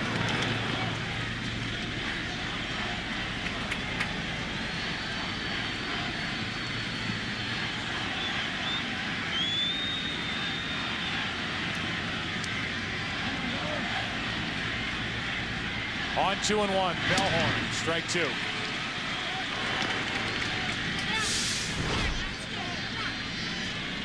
Good cutter inside. And that's what Loaiza is going to go for here, a strikeout.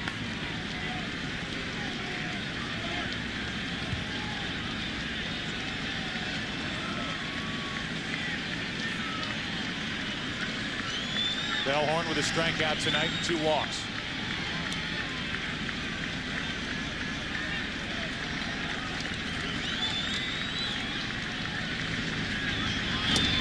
Just missed the outside corner, full count.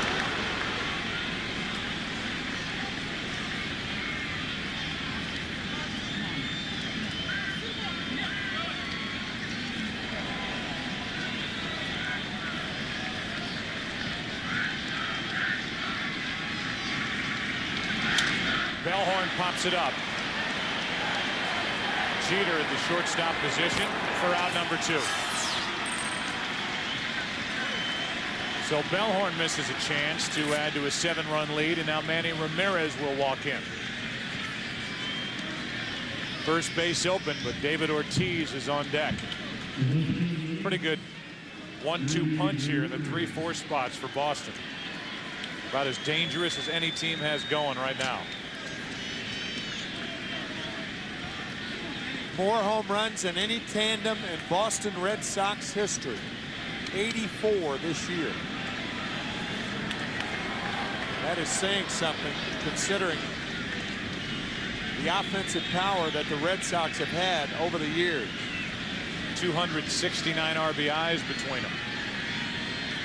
With 2 out there for Ramirez here, and he hits it to third. Rodriguez makes the pickup to his left. The inning is over. Johnny Damon with a couple of home runs tonight. Will there be heartache in the Bronx? The grand slam, the 2-run homer, 8-1, halfway through Game 7.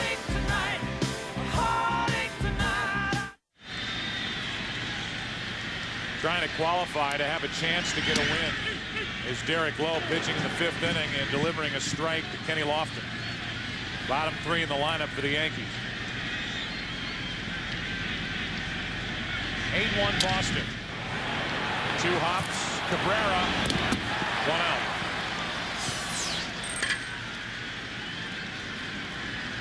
Johnny Damon has had the big night tonight as Tony Clark walks in with the 2 home runs, including a grand slam. It's got to remind Red Sox fans of the night Troy O'Leary had in Game 5 at Cleveland, the decisive Game 5. He hit 2 home runs and had a grand slam.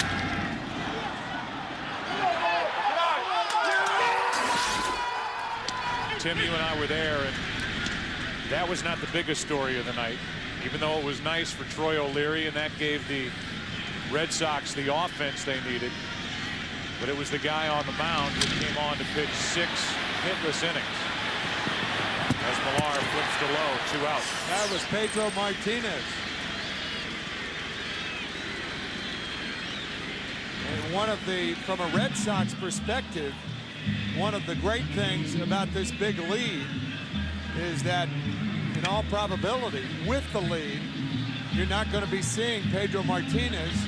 And of course, this is the cart before the horse type thing, but Pedro would be the starter on Saturday, and then the Red Sox could come back, perhaps, with Curt Schilling either Sunday or Tuesday against the Cardinals or the Houston Astros.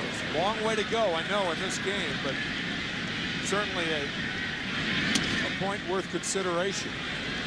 Cairo was hit by a pitch his last time up, stole the base, and has scored the only run of the night for New York.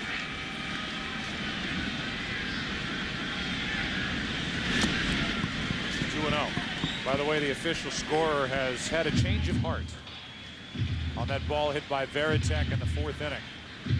That's now a base hit. And take an error off the board for the Yankees. The other error belongs to, and the only error now, Loaiza. Just like the umpires, he convened and got it right. Yes, they did convene. Here's a 2-0. 2 out, nobody on. Ball 3 with Jeter on deck. Only one time has Lowe had any help getting loose behind him.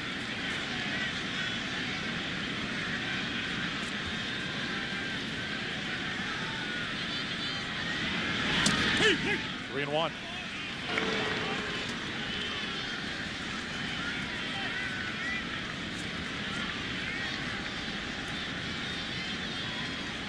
On 3-1.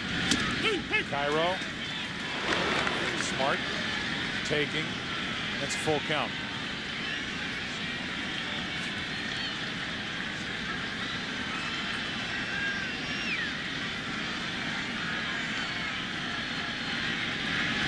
Cairo strikes out, and Derek Lowe is through 5 innings. 2 strikeouts. 1 run on 1 hit allowed. 6th inning. It's 8-1 Boston. The League Championship Series on Fox, brought to you by the new Chevrolets. 10 new cars and trucks in 20 months in American Revolution. By Capital One, what's in your wallet? And by McDonald's. David Ortiz first in there against Loaiza. Took over in the 4th inning. Stopped the scoring. And then last inning, pitched around a hit and an error. 1 ball, 1 strike.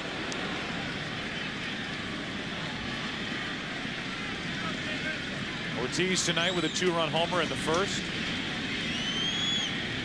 Grounded out and walked.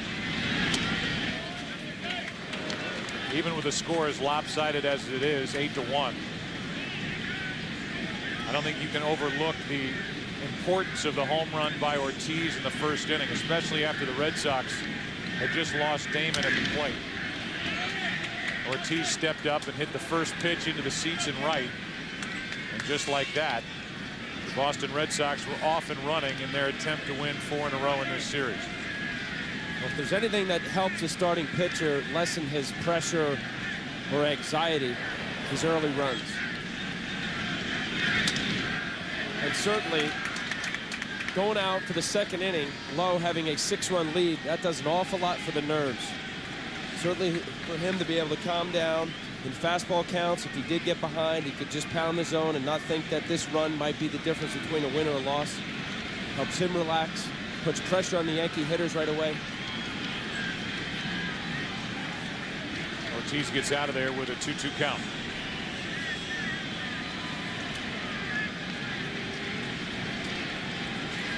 Veritek will follow, and then Nixon. 3 tough left-handed bats for Loaiza to try and handle. It's a full count.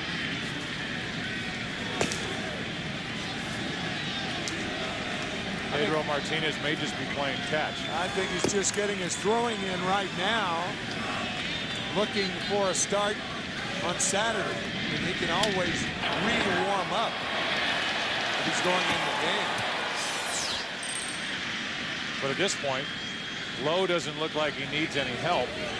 And if you're going to rush Martinez back with 1-day arrest, why would you do it or even think about it up 8-1 in the 6th inning?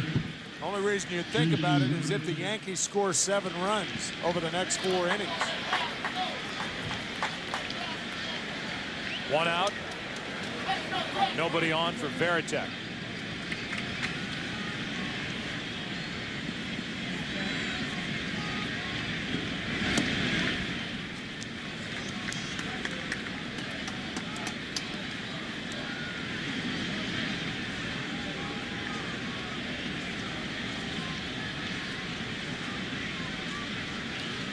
The base is empty, 1 down. Veritek takes the ball. It's 2-0. Al, this would typically be Pedro's side day anyway, wouldn't it?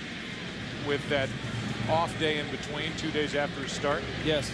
Normally you get your off day and then 2 days and then go into your start, which he'd be lined up for Saturday. I don't see him coming in the game here. Cairo to his left. 2 out. More on that in a moment. Right now we check in with Jeannie Zelasco for a game break. And there is nothing like a Game 7, and we're getting 2 this year thanks to Jim Edmonds. This just one of 24 combined home runs with both teams, an LCS record. Guess what? Game 7 tomorrow on Fox, 8 Eastern, 5 Pacific.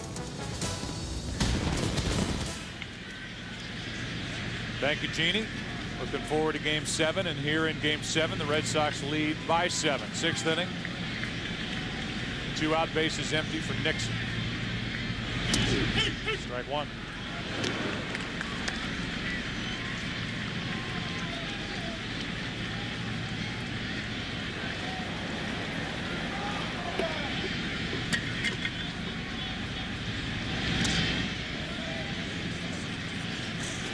Esteban Loaiza was the loser, although he pitched very well, really hurt by the walks in Game 5 on Monday night.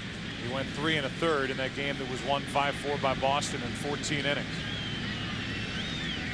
It was really down to Loaiza. He was the last guy in the bullpen, and he impressed Joe Torre and Mel Stottlemyre with the way he pitched that night.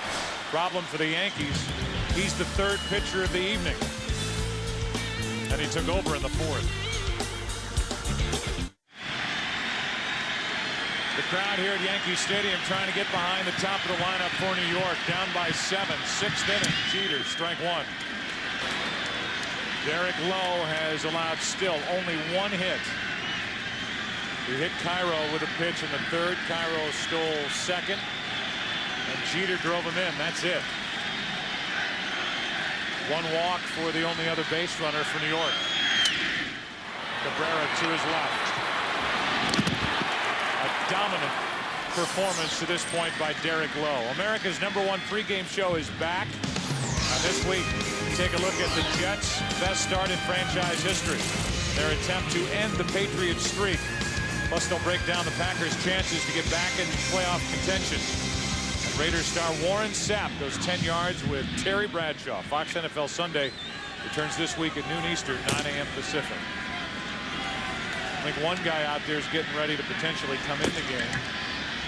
You wonder about Pedro Martinez, how realistic it would be that he would come in. Right now, Lowe doesn't look like he needs any help anyway. I think, again, Terry Francona taking no chances and warming up Mike Myers for Hideki Matsui. Should 2 get on in front of him. Lowe has made these Yankee hitters look off balance all night. 16 outs thus far, 2 strikeouts, and 11 ground ball outs.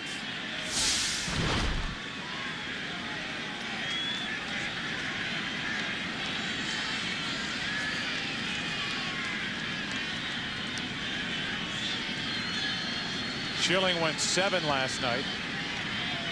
Lowe is trying to get through the 6th. The 0-2 to Rodriguez.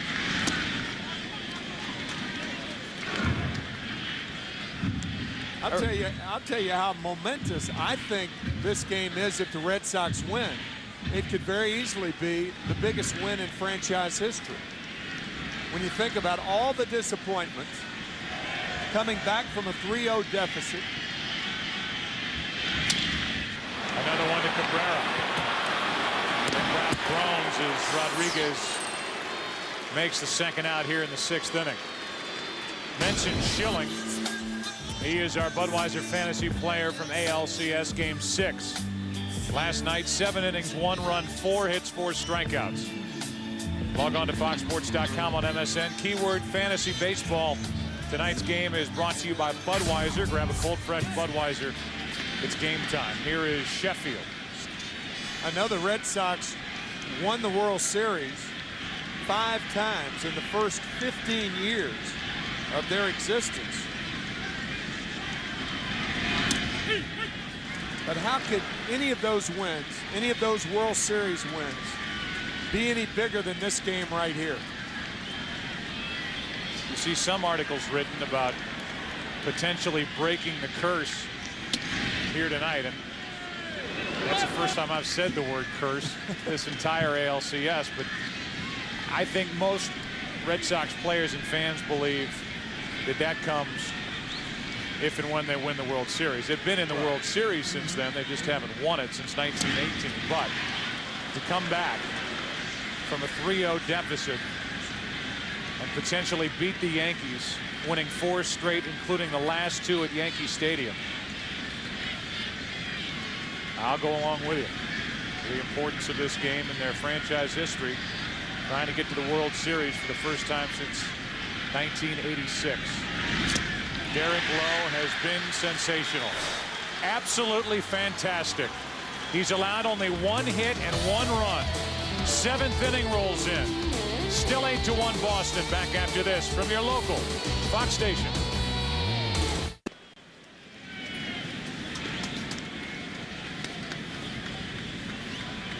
Kevin Millar first up for Boston, 7th inning.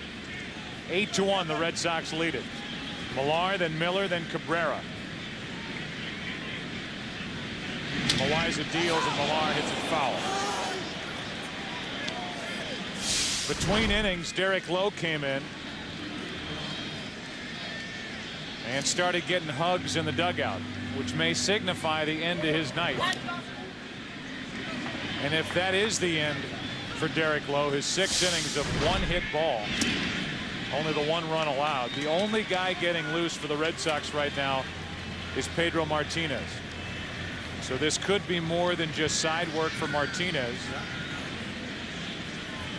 As we play here in the 7th inning, and you would think that they would use Pedro Martinez in a spot where he would almost be forced into a game or earlier in a game, as Loaiza gets Millar looking 1 out.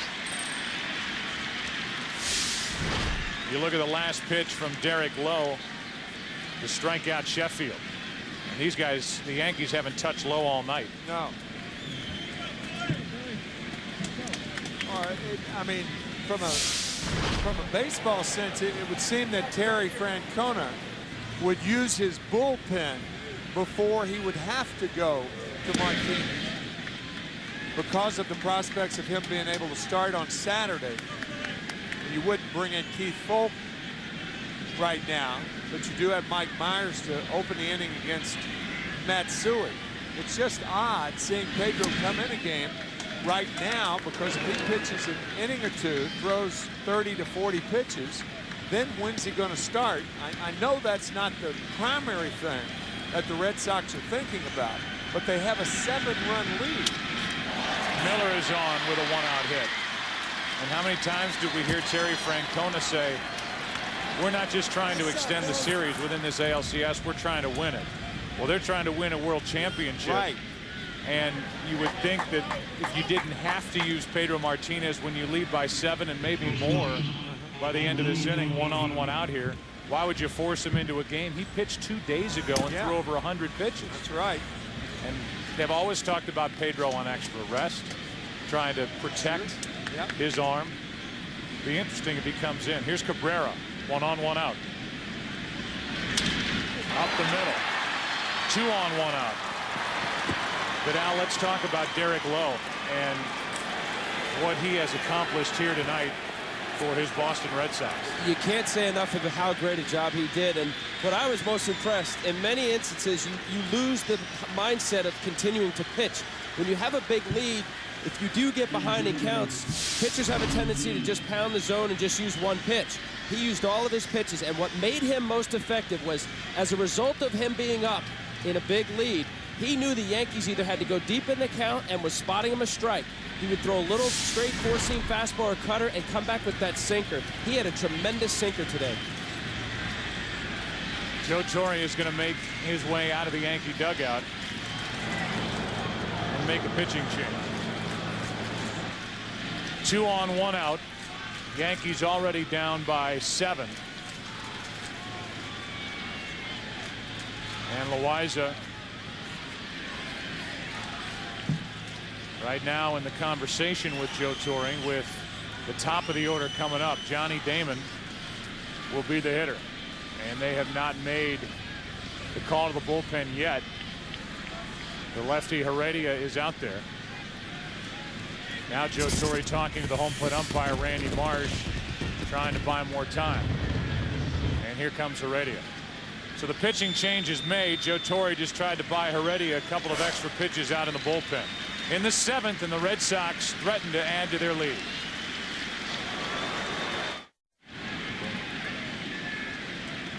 Felix Heredia takes over with 2 on and 1 out. Red Sox with runners at first and second. Johnny Damon at the plate. Strike 1. The only time Damon's been retired tonight came on a fielder's choice and a ball that he hit back up the middle that Loaiza grabbed before it sailed into center field. 6 RBIs tonight for Damon. 2 home runs. And Posada keeps it at the plate. 1 ball, 1 strike.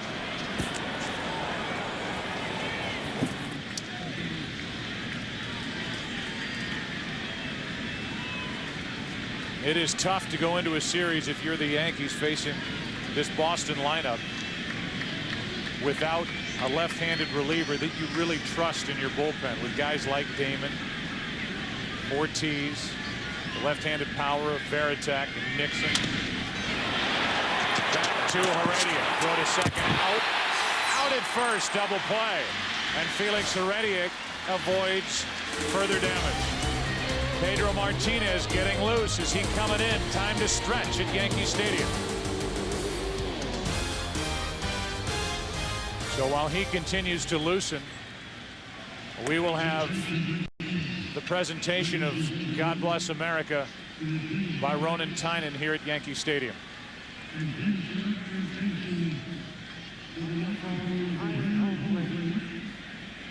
And welcome world-renowned Irish tenor Ronan Tynan. In honor of the servicemen and women stationed around the globe, Dr. Tynan will sing God Bless America. While the storm clouds gather far across the sea, let us swear allegiance to a land that's free. Let us all be grateful for a land so fair. As we raise our voices in a solemn prayer, God bless America, land that I love. Stand beside her and guide her through the night with a light from above, from the mountains to the prairies to the oceans white with foam. God bless America, my home sweet home. God bless America, my home sweet home.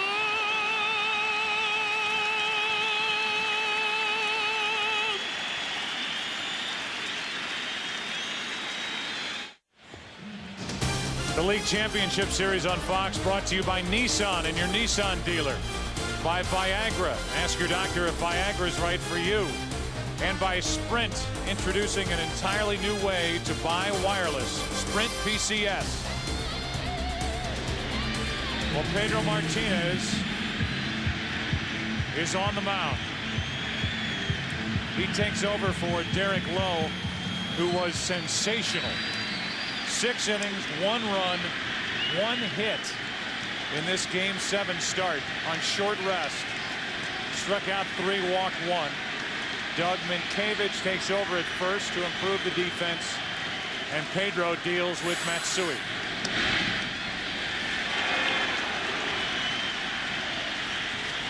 And here come the Who's Your Daddy chants again.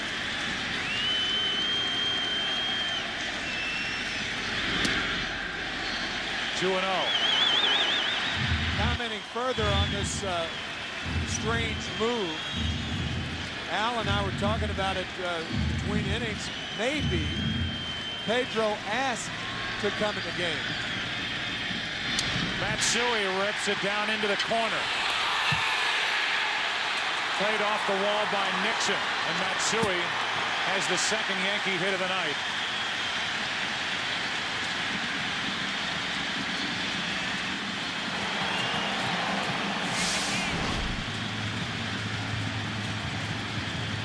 Sitting on a fastball, he got it.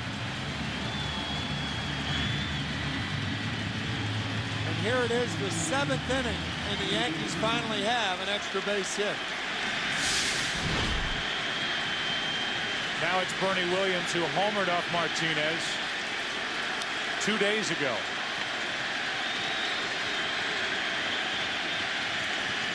He made the start on Monday, Game 5, that the Red Sox won in 14 innings.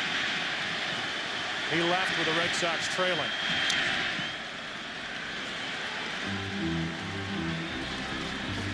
You could even understand if it's a 2 or a 3-run game. The Red Sox were up by a run, a two-run lead, a 3-run lead, but a 7-run lead. And by bringing Pedro in the game, you get the crowd back into it. Yeah, right.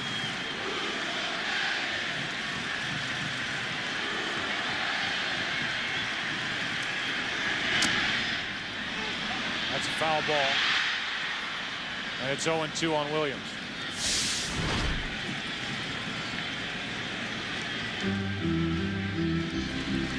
Well, the only reason why we're a little confused about Pedro out here is Francona talked about how they wanted to give Martinez an extra day. On his normal 4-day rest, on the 5th day, he had certain numbers that weren't as good as 6th day. This would be his side day with 2 days off to pitch Saturday. I'm not quite sure, maybe unless he went to Francona and said, look, I want to get real work with the umpire and the crowd before Saturday. I'm not sure, but if Timlin and Leskanic are available and okay, I'm not sure about this. The 0-2. Williams hits it into right center field. Damon on the run. This ball off the wall. Back-to-back doubles. And the Yankees are alive here in the 7th, now down by 6.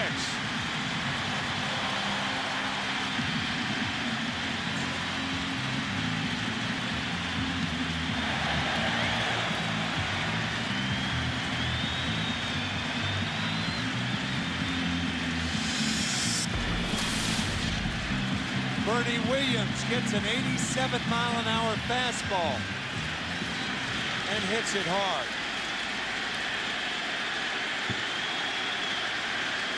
Derek Lowe only threw 69 pitches and was rifling through this Yankee lineup. He comes out after 6.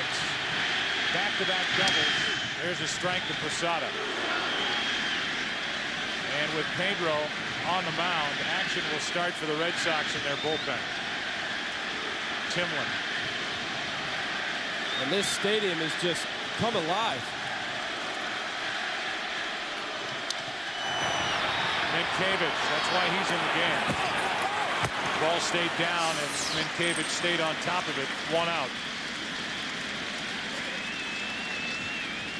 Runner goes to third, that's Williams. And the batter will be Kenny Lofton.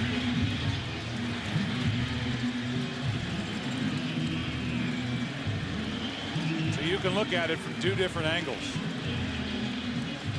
The effectiveness of Derek Lowe having thrown only 69 pitches, granted with short rest. And the other, the bigger picture, looking ahead to the World Series. Is that planning too far ahead when you haven't won this game? Maybe so, but you have to be planning ahead with the World Series set to start on Saturday. It was a 7-run lead.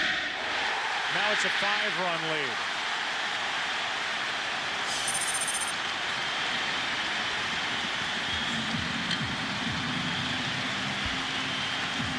And John Olerud is going to come off the bench and bat for Tony Clark. So a breaking ball spanked to center field by Lofton. I think if you're worried about this game, instead of putting Martinez out there, leave Lowe in the game. Absolutely. And instead with throwing 69 pitches, I mean, how effective do you want him to be? How much more effective can he be?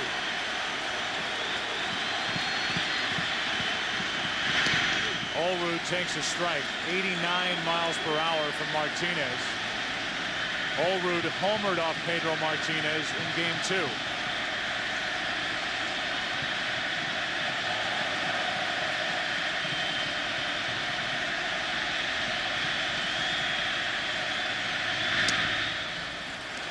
One ball, one strike.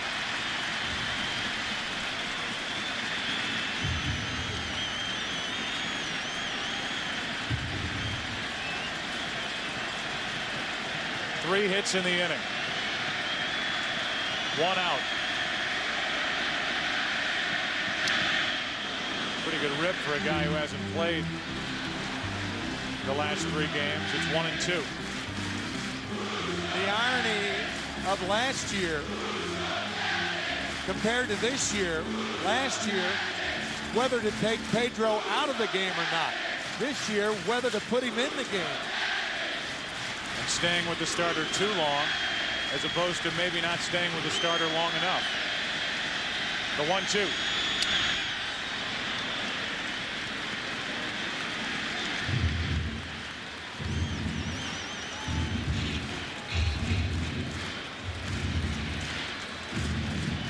Timlin ready to go if Francona wants to go that way.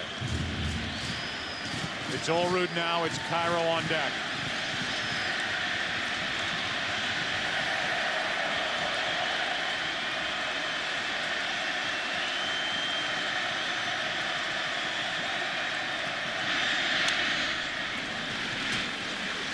Let's go to Kenny Albert.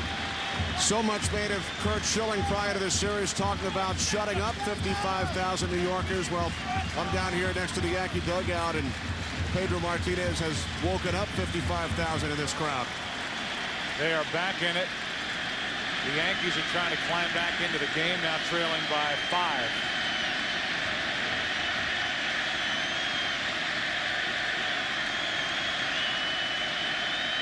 Lofton takes off, throw down.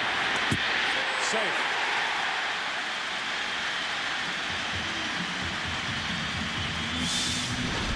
Jason Varitek did everything he could to throw out Kenny Lofton. Quick throw, strong throw, safe at second.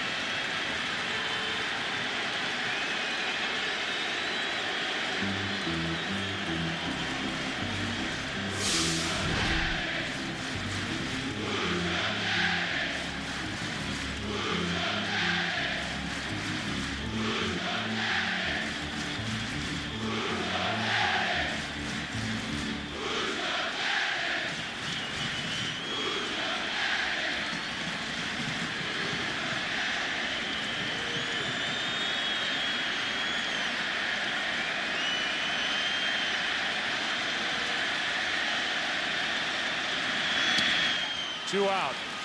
95 from Pedro Martinez. Talk about reaching back for a little extra. He certainly did that on that high fastball to Olerud. Now it's Cairo.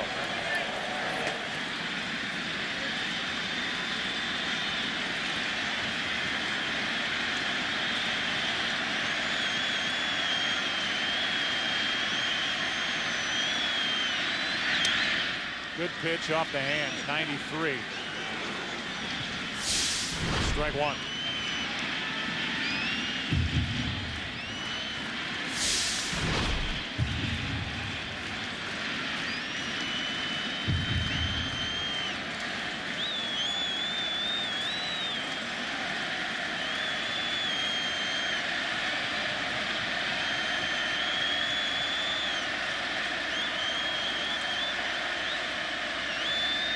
Timeout called at the plate by Varitek, who wants to talk.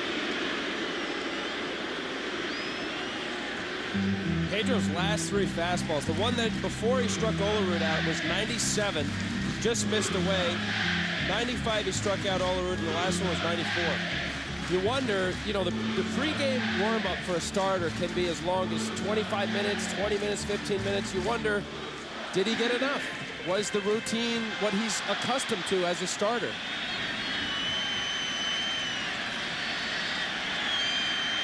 Two out in the inning, and the 0-1 to Cairo.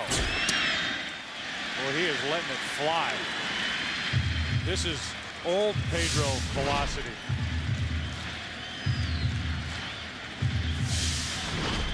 Showed you the highlights of that 6-inning no-hit effort in the '99 Division Series. Game 5 at Cleveland. And he was throwing like this back then.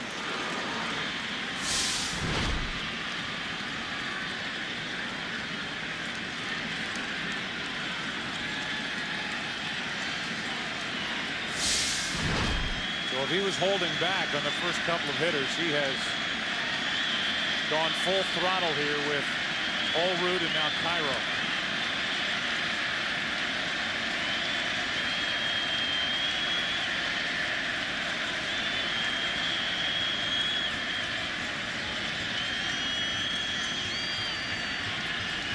Meanwhile, the Red Sox have missed a number of opportunities the last few innings to really blow it open.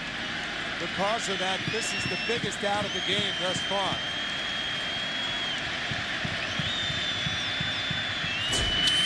In the air to right field, Nixon is there. The inning is over. Martinez gives up 2. The crowd climbed back into it. Martinez stopped it there, and after 7, it's 8-3 Boston.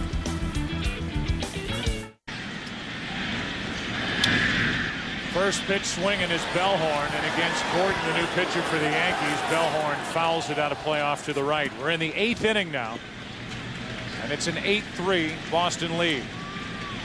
Tom Gordon has been hit hard this postseason after putting together a tremendous regular season for Joe Torre.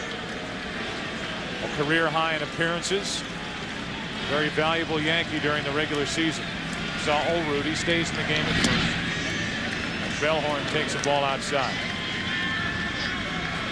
Heredia went 2/3 of an inning. Got the double play ball. Loaiza 4 shutout innings on 4 hits. 2 strikeouts, no walks.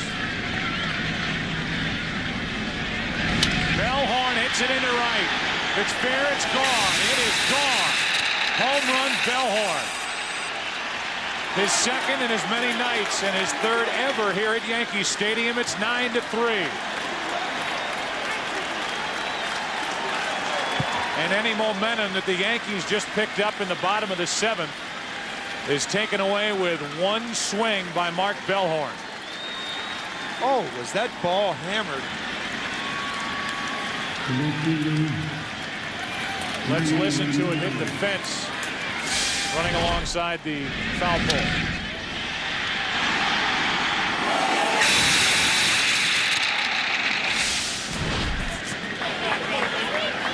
Is that how it sounds? That's how it sounds. Sounded like an accident in the kitchen at Il Molino. Here's out number 1 here in the 8th.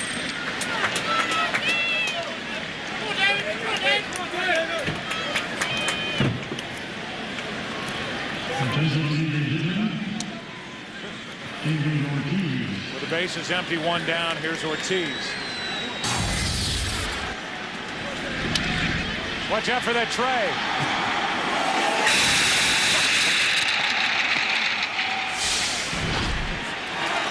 The worst sound I've ever heard. With 1 out, nobody on. Here's David Ortiz. Strike 1.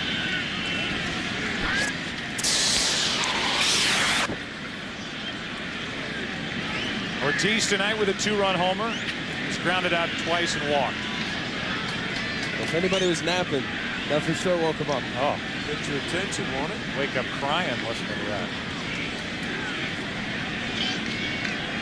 With the bases empty, 1 down. Ortiz way out in front of that pitch. 0-2. 80 miles per hour from Gordon. Now Timlin is getting loose. So the Pedro Martinez experiment could be a 1-inning affair. I'll say this, after giving up the 2 runs, Pedro Martinez kicked it up another notch.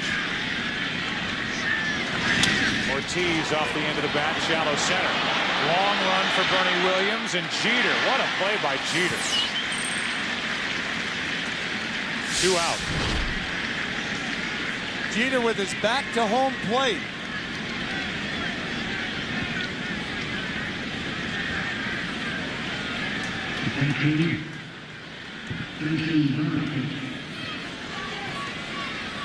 The only one that could get there, and Derek Jeter made the play. 2 down, and Veritek will be the hitter.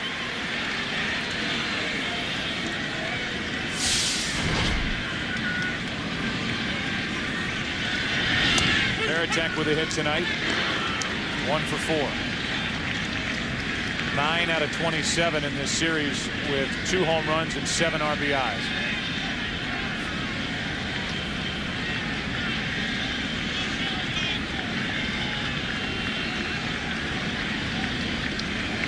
Game 4 of this series on Sunday night. The Yankees had the lead with the Red Sox batting in the bottom of the 9th inning. A fresh inning for Rivera, who had taken over in the 8th. Rivera walked the leadoff man, Kevin Millar, and the Red Sox pinch ran with Roberts. He stole second and scored on a base hit up the middle by Bill Miller to tie it. Then great relief work the rest of that night by this Red Sox bullpen, predominantly Leskanic, who ended up with the victory. A game that was won in the 12th inning on the home run by David Ortiz. And then the next night, the Yankees blew a 4-2 lead as the Red Sox got 2 in the 8th inning. A home run by Ortiz to make it a 1-run game. A sac fly off the bat of Veritek, the guy at the plate here, with Rivera on the mound again. It's a blown save, albeit a situation where he came in with 1st and 3rd and nobody out. But then the Red Sox went on to win that game in the 14th inning, winning last night here at Yankee Stadium 4-2 behind Schilling, Arroyo, and Folk. And now leading here in Game 7, 9-3 in the 8th. Veritek in the air to left from Matsui. Game 7 is headed to the bottom of the 8th. For the Yankees, it'll be the top of the lineup. They trail Boston in Game 7, 9-3.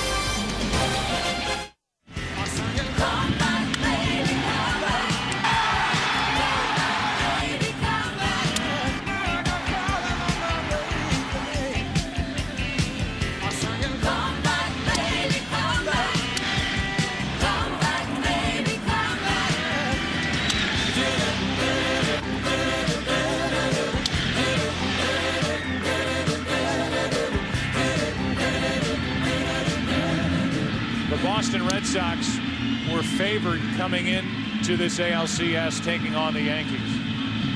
But after the Yankees went up 3-0 and having a lead in Game 4, this comeback has been amazing, history-making. If the Red Sox should hold on and win this Game 7, I've said a couple of times already tonight, they'd be the first team in baseball history down 3-0 to come back and win a postseason series. They put Pokey Reese in the lineup to improve their defense at second base. And Joe Torre's Yankees are on the verge of a colossal collapse if they can't come up with 6 runs before the Red Sox get 6 outs. For as staggering as it would be for the Red Sox to come back down 3-0, it is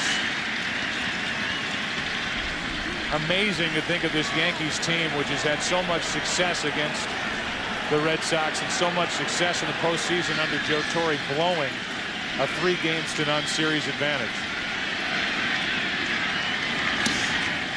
2-0 from Timlin, the third pitcher of the night for the Red Sox. Except the way to do that is when you do not have a strong pitching staff. The Yankees started the season with poor starting pitching, and they could be ending the season tonight with poor starting pitching. It's the toughest thing in the world to replace during the season, and Brian Cashman, their general manager, knows that. 3-0 is the count on Jeter. Rodriguez and Sheffield, the next two hitters. 3-1.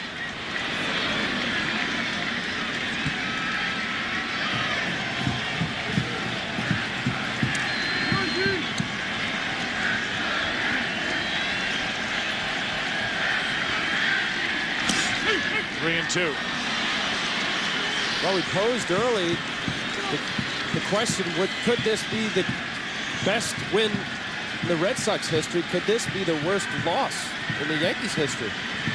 Interesting question. Of course, not just within this game, but over the past 4 nights. 3-2 pitch. Jeter grounds to third, fair ball. Miller, long throw, and there's Minkiewicz. Digging it out for out number 1 here in the bottom of the 8th. What a play. The human vacuum cleaner sucks up another one. This is a terribly tough hop in between, and watch the stretch and the grab.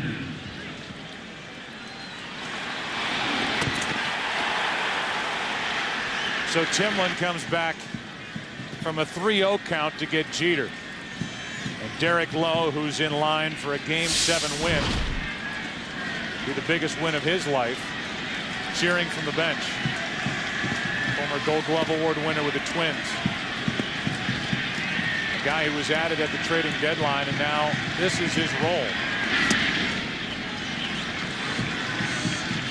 Coming off the bench with the late inning relievers trying to improve the defense, whether it's Timlin here in the 8th. A lot of times he enters with Folk in the 9th. 1 ball, no strikes on Rodriguez, who has hit the skids in this series. 1-1. 0 for 3 tonight. Last night had 1 hit, a single.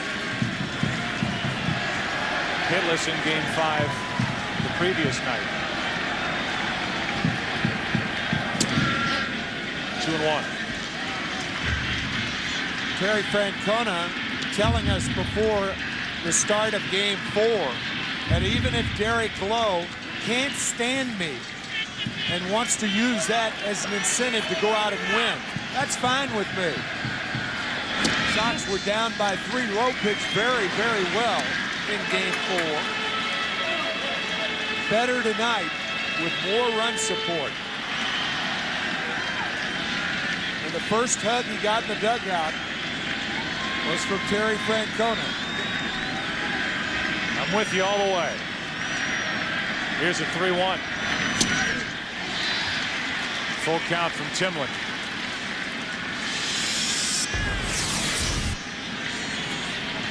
Even as late as last night before the game, reporters asked him, Derek Lowe, do you know if you're going to pitch in Game 7? Have they told you anything? Lowe's response was, why would they start now? Still bitter. But he made the most of his start tonight in Game 7. 6 innings, 1 run, 1 hit. Then Pedro. Now Timlin. 2 out.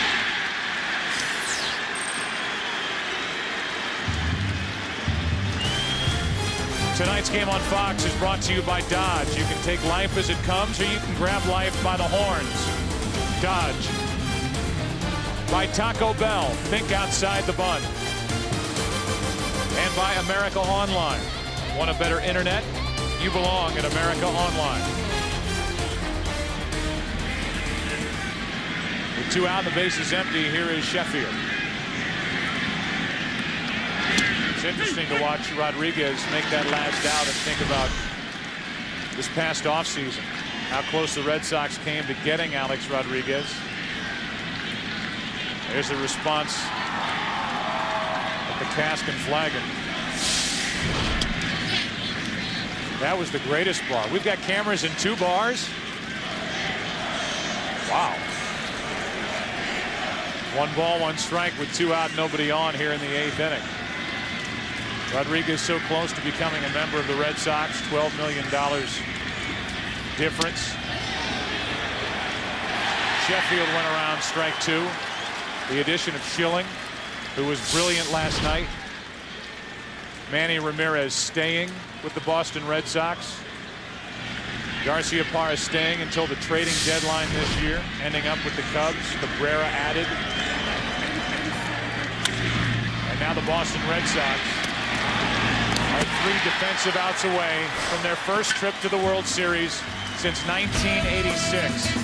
What a night for the Red Sox here at Yankee Stadium. Let's go to the 9th. 9th inning now, and Trot Nixon is first down for Boston. He takes a strike from Tom Gordon. Nixon, Minkiewicz, and then Miller.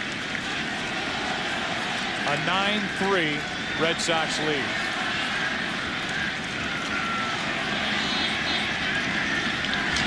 Good rip by Nixon, 0-2.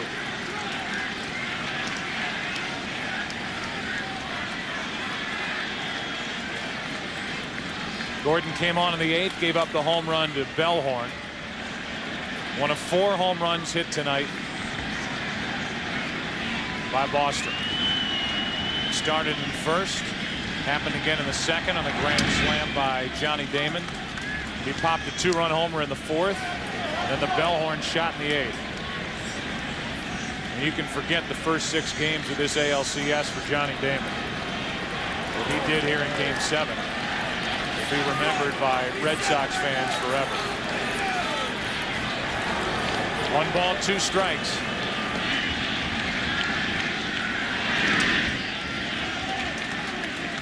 Two balls, 2 strikes. So the Red Sox, who came to New York, played at Yankee Stadium last year in the ALCS, came in trailing 3-2, won Game 6, and lost Game 7 in a heartbreaking fashion, trying to flip the tables on the Yankees and give them a taste of it. Here's a 2-2. Nixon checked his swing, a full count.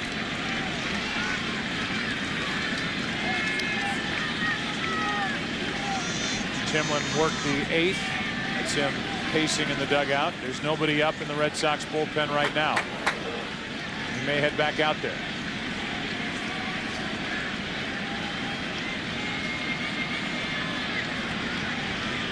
Nixon leading off. Starts it with a hit. Johnny Damon, the hitting hero tonight for the Red Sox, talks about his toughest moment in the big leagues. I would have to say losing the ALCS last year. You know, we were so close. That game, you can never forget. You know, we were real close, and then the Yankees came back, and that's what they do. That's why they've been a great team all these years. And that's why there's a little more extra incentive for us this year. We don't want that feeling again.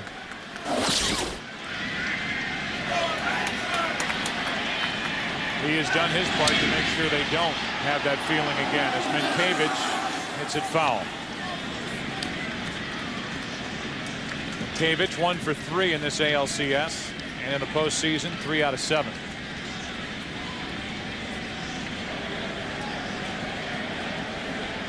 People around New York, if the Yankees complete this collapse, and it would be the biggest collapse in postseason history, up 3-0 on the Boston Red Sox, with Boston trying to win 4 in a row and win the final 2 here at Yankee Stadium. We'll be wondering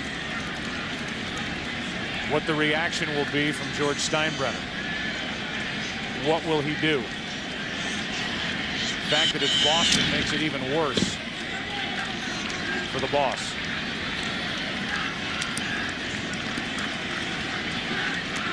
And I'm not too sure that the Red Sox coming back like they have belongs in the miraculous category, but it is an overwhelming accomplishment. They're still 3 outs away from that defensively. They lead it by 6 here in the 9th inning. 1 on, nobody out, and Minkevich flies it into shallow left. That ball might drop.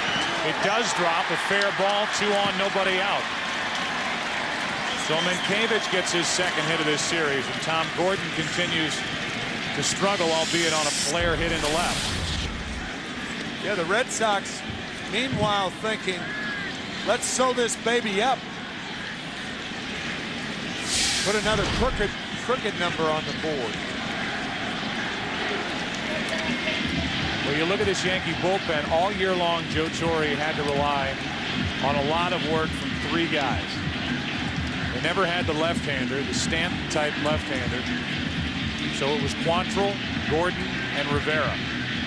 Quantrill seemed to run out of gas in the 2nd half of the season. Gordon set a career high for appearances, as did Rivera.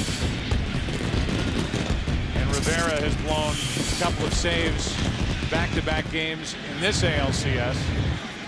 He's getting loose right now as Gordon is in trouble in the 9th inning. 2 on, nobody out.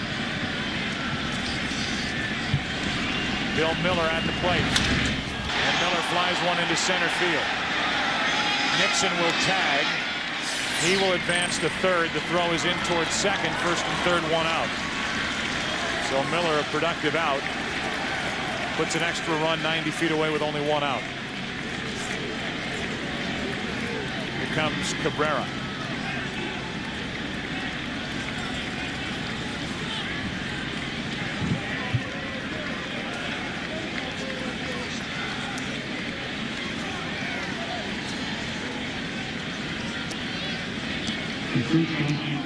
Red Sox, as reported by Kenny Albert, were watching the movie Miracle about the 1980 U.S. Olympic hockey team prior to tonight's game. Some hit in the cage. They didn't hit out on the field. They came out of the gates hitting tonight. 3 hits in the 1st, including a home run by Ortiz. Strike 1 on Cabrera.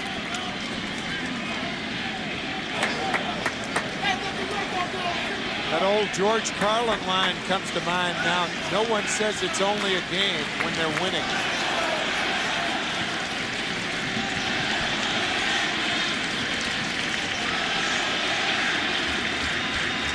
Here comes an 0-1 pitch to Orlando Cabrera. Strike 2.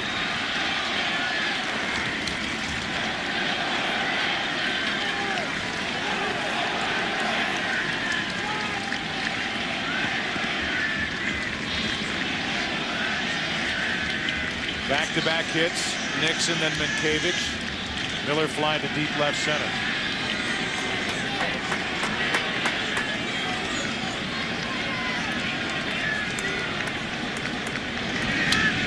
Cabrera fights it off.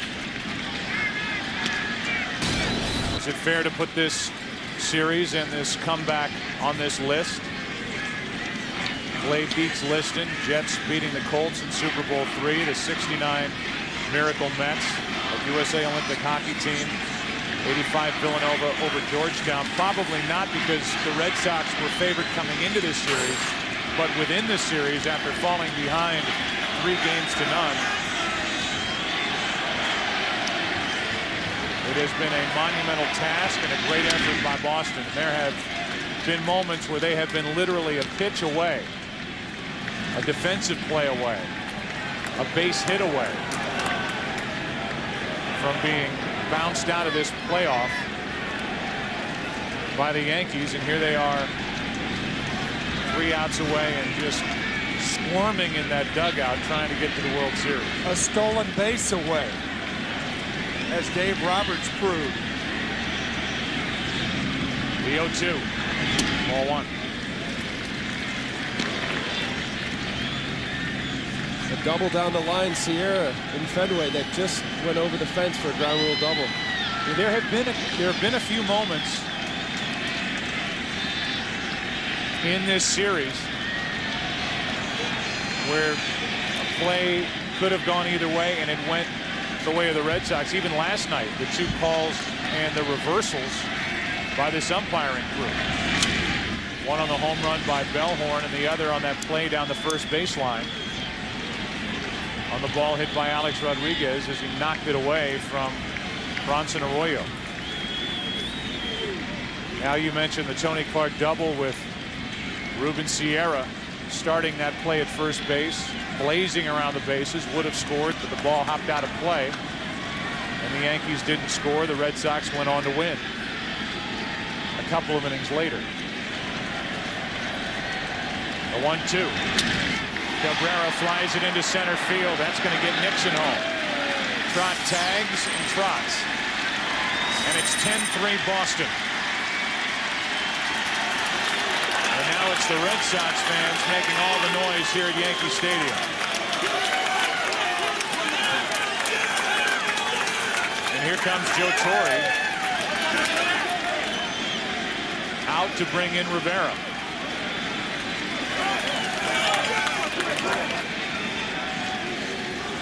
The Red Sox have matched their biggest lead of the night.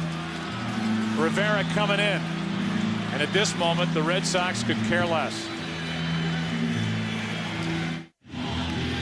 It's October and the Major League Baseball postseason coming down to the wire. Every game, every inning, every play counts. Watch the World Series on Fox starting October 23rd. That's Saturday. Don't miss it.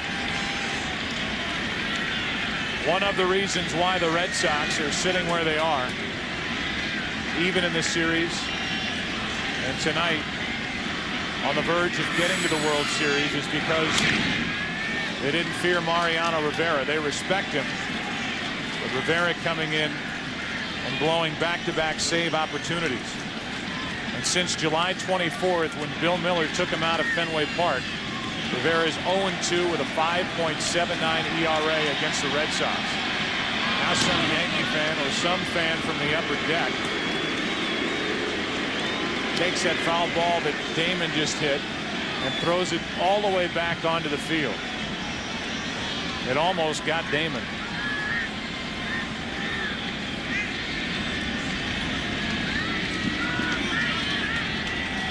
Strike one from Rivera. That happened right above us to our left, and they have the people that threw that ball back onto the field, and they're carting them out of Yankee Stadium. So Damon fouls off another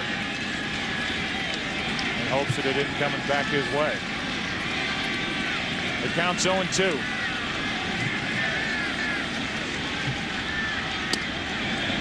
Ball one high. Because of the presence of Rivera starting in Game 4, and for good reason, Terry Francona managed the remainder of this series brilliantly. You can always argue with a move here or a move there, but he knew the urgency. He knew the presence of Rivera in the late innings. He didn't mess around with the 6th and the 7th. And now here are the Red Sox taking the field, bottom of the ninth, leading 10-3 in Game 7. Mike Timlin will try to get the final 3 outs. Bottom of the 9th inning. The 4, 5, and 6 hitters. 3 guys who helped carry the Yankees early in this season to that series. 3-0 series lead. Matsui was right in the middle of it. 5 RBIs in Game 1. His night in Game 3, that 19-8 win at Fenway Park. He and the guys around him in the Yankee lineup have been shut down for the most part the rest of the way. Games 4, 5, 6, and now 7.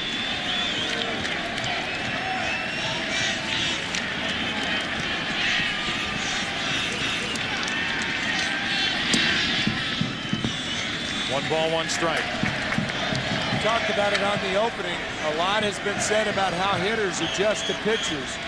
Well, pitchers adjust too, and the bullpen and starters of the Red Sox adjusted to the first 4 hitters of the Yankees. And I mean just shut them down from Game 4 through Game 7. 2 balls and a strike.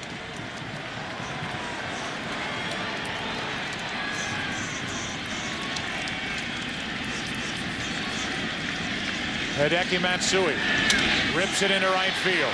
Nixon will play it off the wall, and Matsui will hold it first for the leadoff single. A 10-3 Boston lead, and Bernie Williams walks in.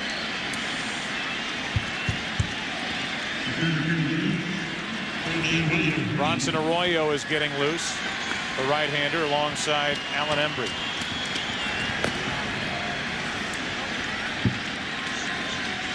After this game, we will have the post-game celebration by one of these two clubs. The trophy presentation and interviews from Yankee Stadium. Bernie Williams takes ball one.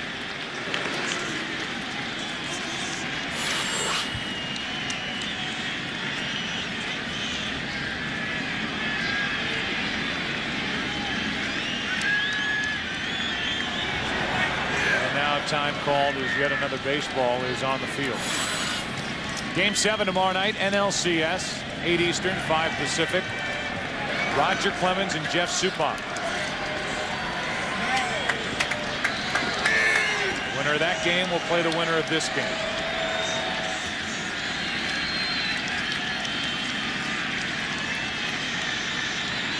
The 1-0.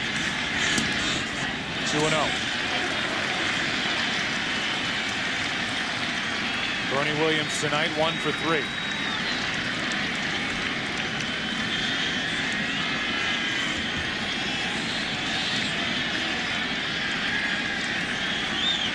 Timlin needing to throw a strike. Williams was willing to take one. It's 2-1. Tim, you mentioned about the adjustments. In the last 4 games, the 1 through 4 batters are batting 167 collectively as a team. There was a lot of adjustments going on. Some good quality pitchers being made. Dave Wallace, the pitching coach for the Red Sox, a guy who doesn't get probably enough credit. The job he's done with this group. He's taking over midway through last year for Tony Cloninger.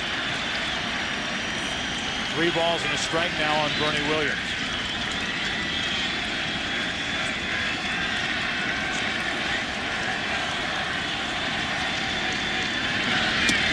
Full count. The Boston bullpen, their effectiveness is certainly exemplary, but the one thing they've shown more than anything is their tenacity, the point of exhaustion, particularly in the 2 extra inning game, 12 and 14 inning game. In that 12 inning game, the Yankees had their leadoff runner on 5 of the last 6 innings and didn't score. They didn't score for 8 straight innings in the 14-inning game. Williams grounds to second. Reese gets the lead man, and that's it. When Terry Francona was with the Oakland A's last year, he saw firsthand the kind of performer and the kind of professional athlete Keith Folk was. And when the question was posed to him during the interview process, when he was interviewing to become the Red Sox manager, they asked him, what do you think about Folk? And he said, well, if I'm coming to the Boston Red Sox, get Keith Folk. He's the kind of guy that's willing to pitch every day, no matter the situation. Posada pops it up. The Red Sox are 1 out away.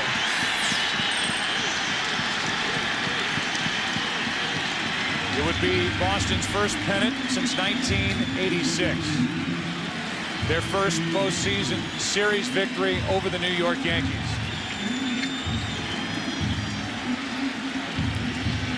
They would become the first team in baseball postseason history to come back from a 3-0 deficit to win the series.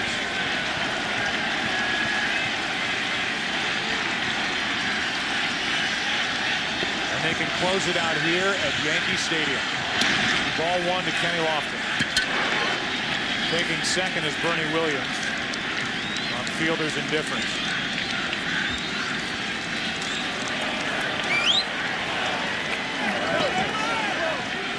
What an amazing performance last night by Curt Schilling. Arroyo out of the bullpen and Folk yet again. And tonight Derek Lowe got the ball. 6 innings, 1 run, 1 hit. And his teammates went to work with the bats. Ball 2, 2-0.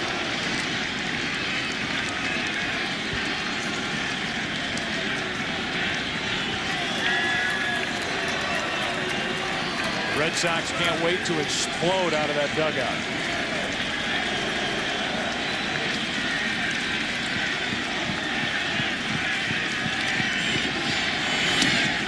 Three and 0.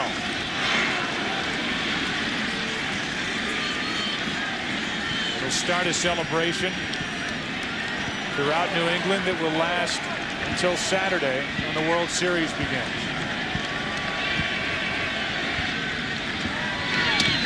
A 4-pitch walk to Lofton, and Olerud will be the hitter.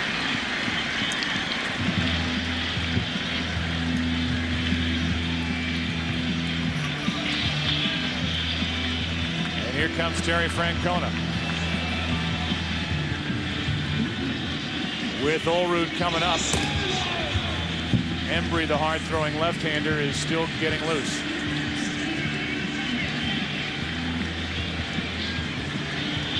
And not wanting it to get any tighter, Francona is going to go to Embry. 10-3 in the ninth with 2 out.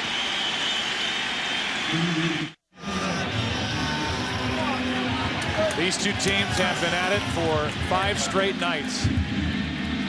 Alan Embry has been right in the thick of it this postseason and in this ALCS in particular for the Red Sox.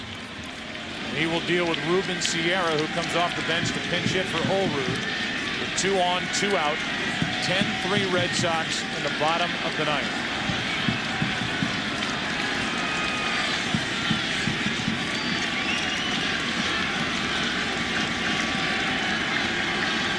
It's midnight here at Yankee Stadium. And ball 1 is low from Alan Embry.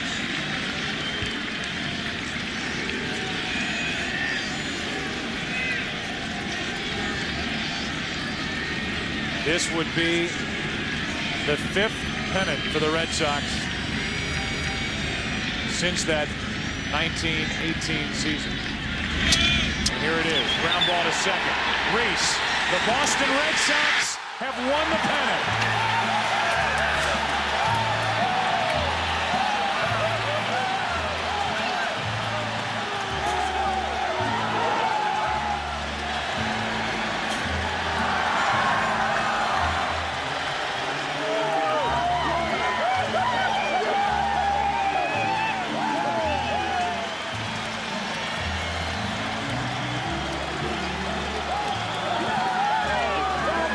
They'll spread the news, all right.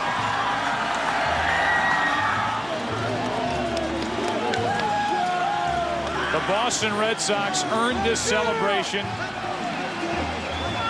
here at Yankee Stadium with the biggest comeback in postseason baseball history.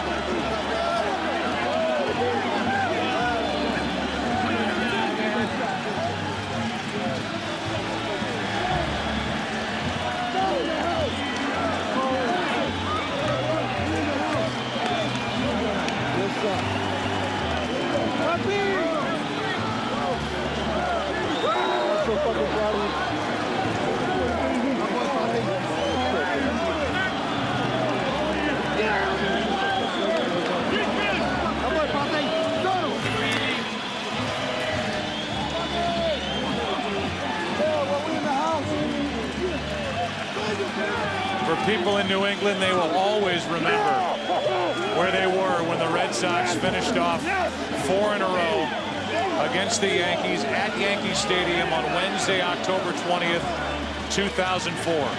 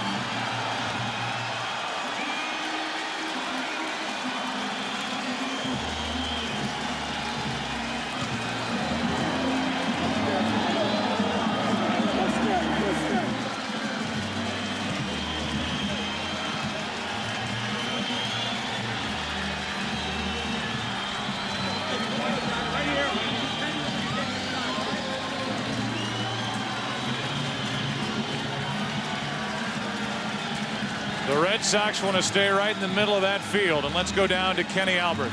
All right, Bedlam here on the field, guys. I'm with Johnny Damon. Johnny, first team in baseball history to come back, win a series after losing the first three. What's going through your mind right now? Well, we knew our team was special. Even when we got down 3-0, we knew we had a special team. But, I mean, I'm so proud of our guys. I mean, we stepped it up, and now we're going to the World Series. Our job's not done, but, I mean, we are very happy. A lot of people were counting us out, but not us. For you personally, 3 hits over the first 6 games of this series, 2 home runs tonight. Take us through those home runs. Well, you know, I hadn't been as aggressive as I was during the course of the season, so with bases loaded, I knew Vasquez was trying to sneak a fastball by me so he can start working on his changeup or whatnot. So I jumped on the first fastball, got jammed a little, but unfortunately enough, hit it out of the ballpark. Next time up, it was a fastball away, and somehow I pulled it, but great things happened today, so I'm proud. Very proud of our guys. Derek Lowe stepping up for us. Kurt Schilling yesterday. I mean, just on and on. This is a 25-man team, and we play like it. Well, last October, it was Aaron Boone winning it for the Yankees in extra innings game 7. What message do you have for the fans watching back in New England tonight in 2004? We're coming back home, and we're going to party for a little while, but it's going to be a great World Series, so stick with us. Never count us out. Thank you very much for supporting us all year long, and for the World Series, too. You know, we're coming home. Johnny, congratulations. Go celebrate. Thank you very much. Johnny Damon, 2 home runs tonight. Joe? Kenny, thank you. A classy guy is Johnny Damon, the igniter for this offense. He got it going. He hit 2 home runs. He drove in 6 runs tonight. Every team in Major League Baseball wants to clinch a postseason series at home. But if you're the Boston Red Sox and you have to do it on the road, where better than Yankee Stadium? The Red Sox are going to the World Series, and we'll come back with more right after this.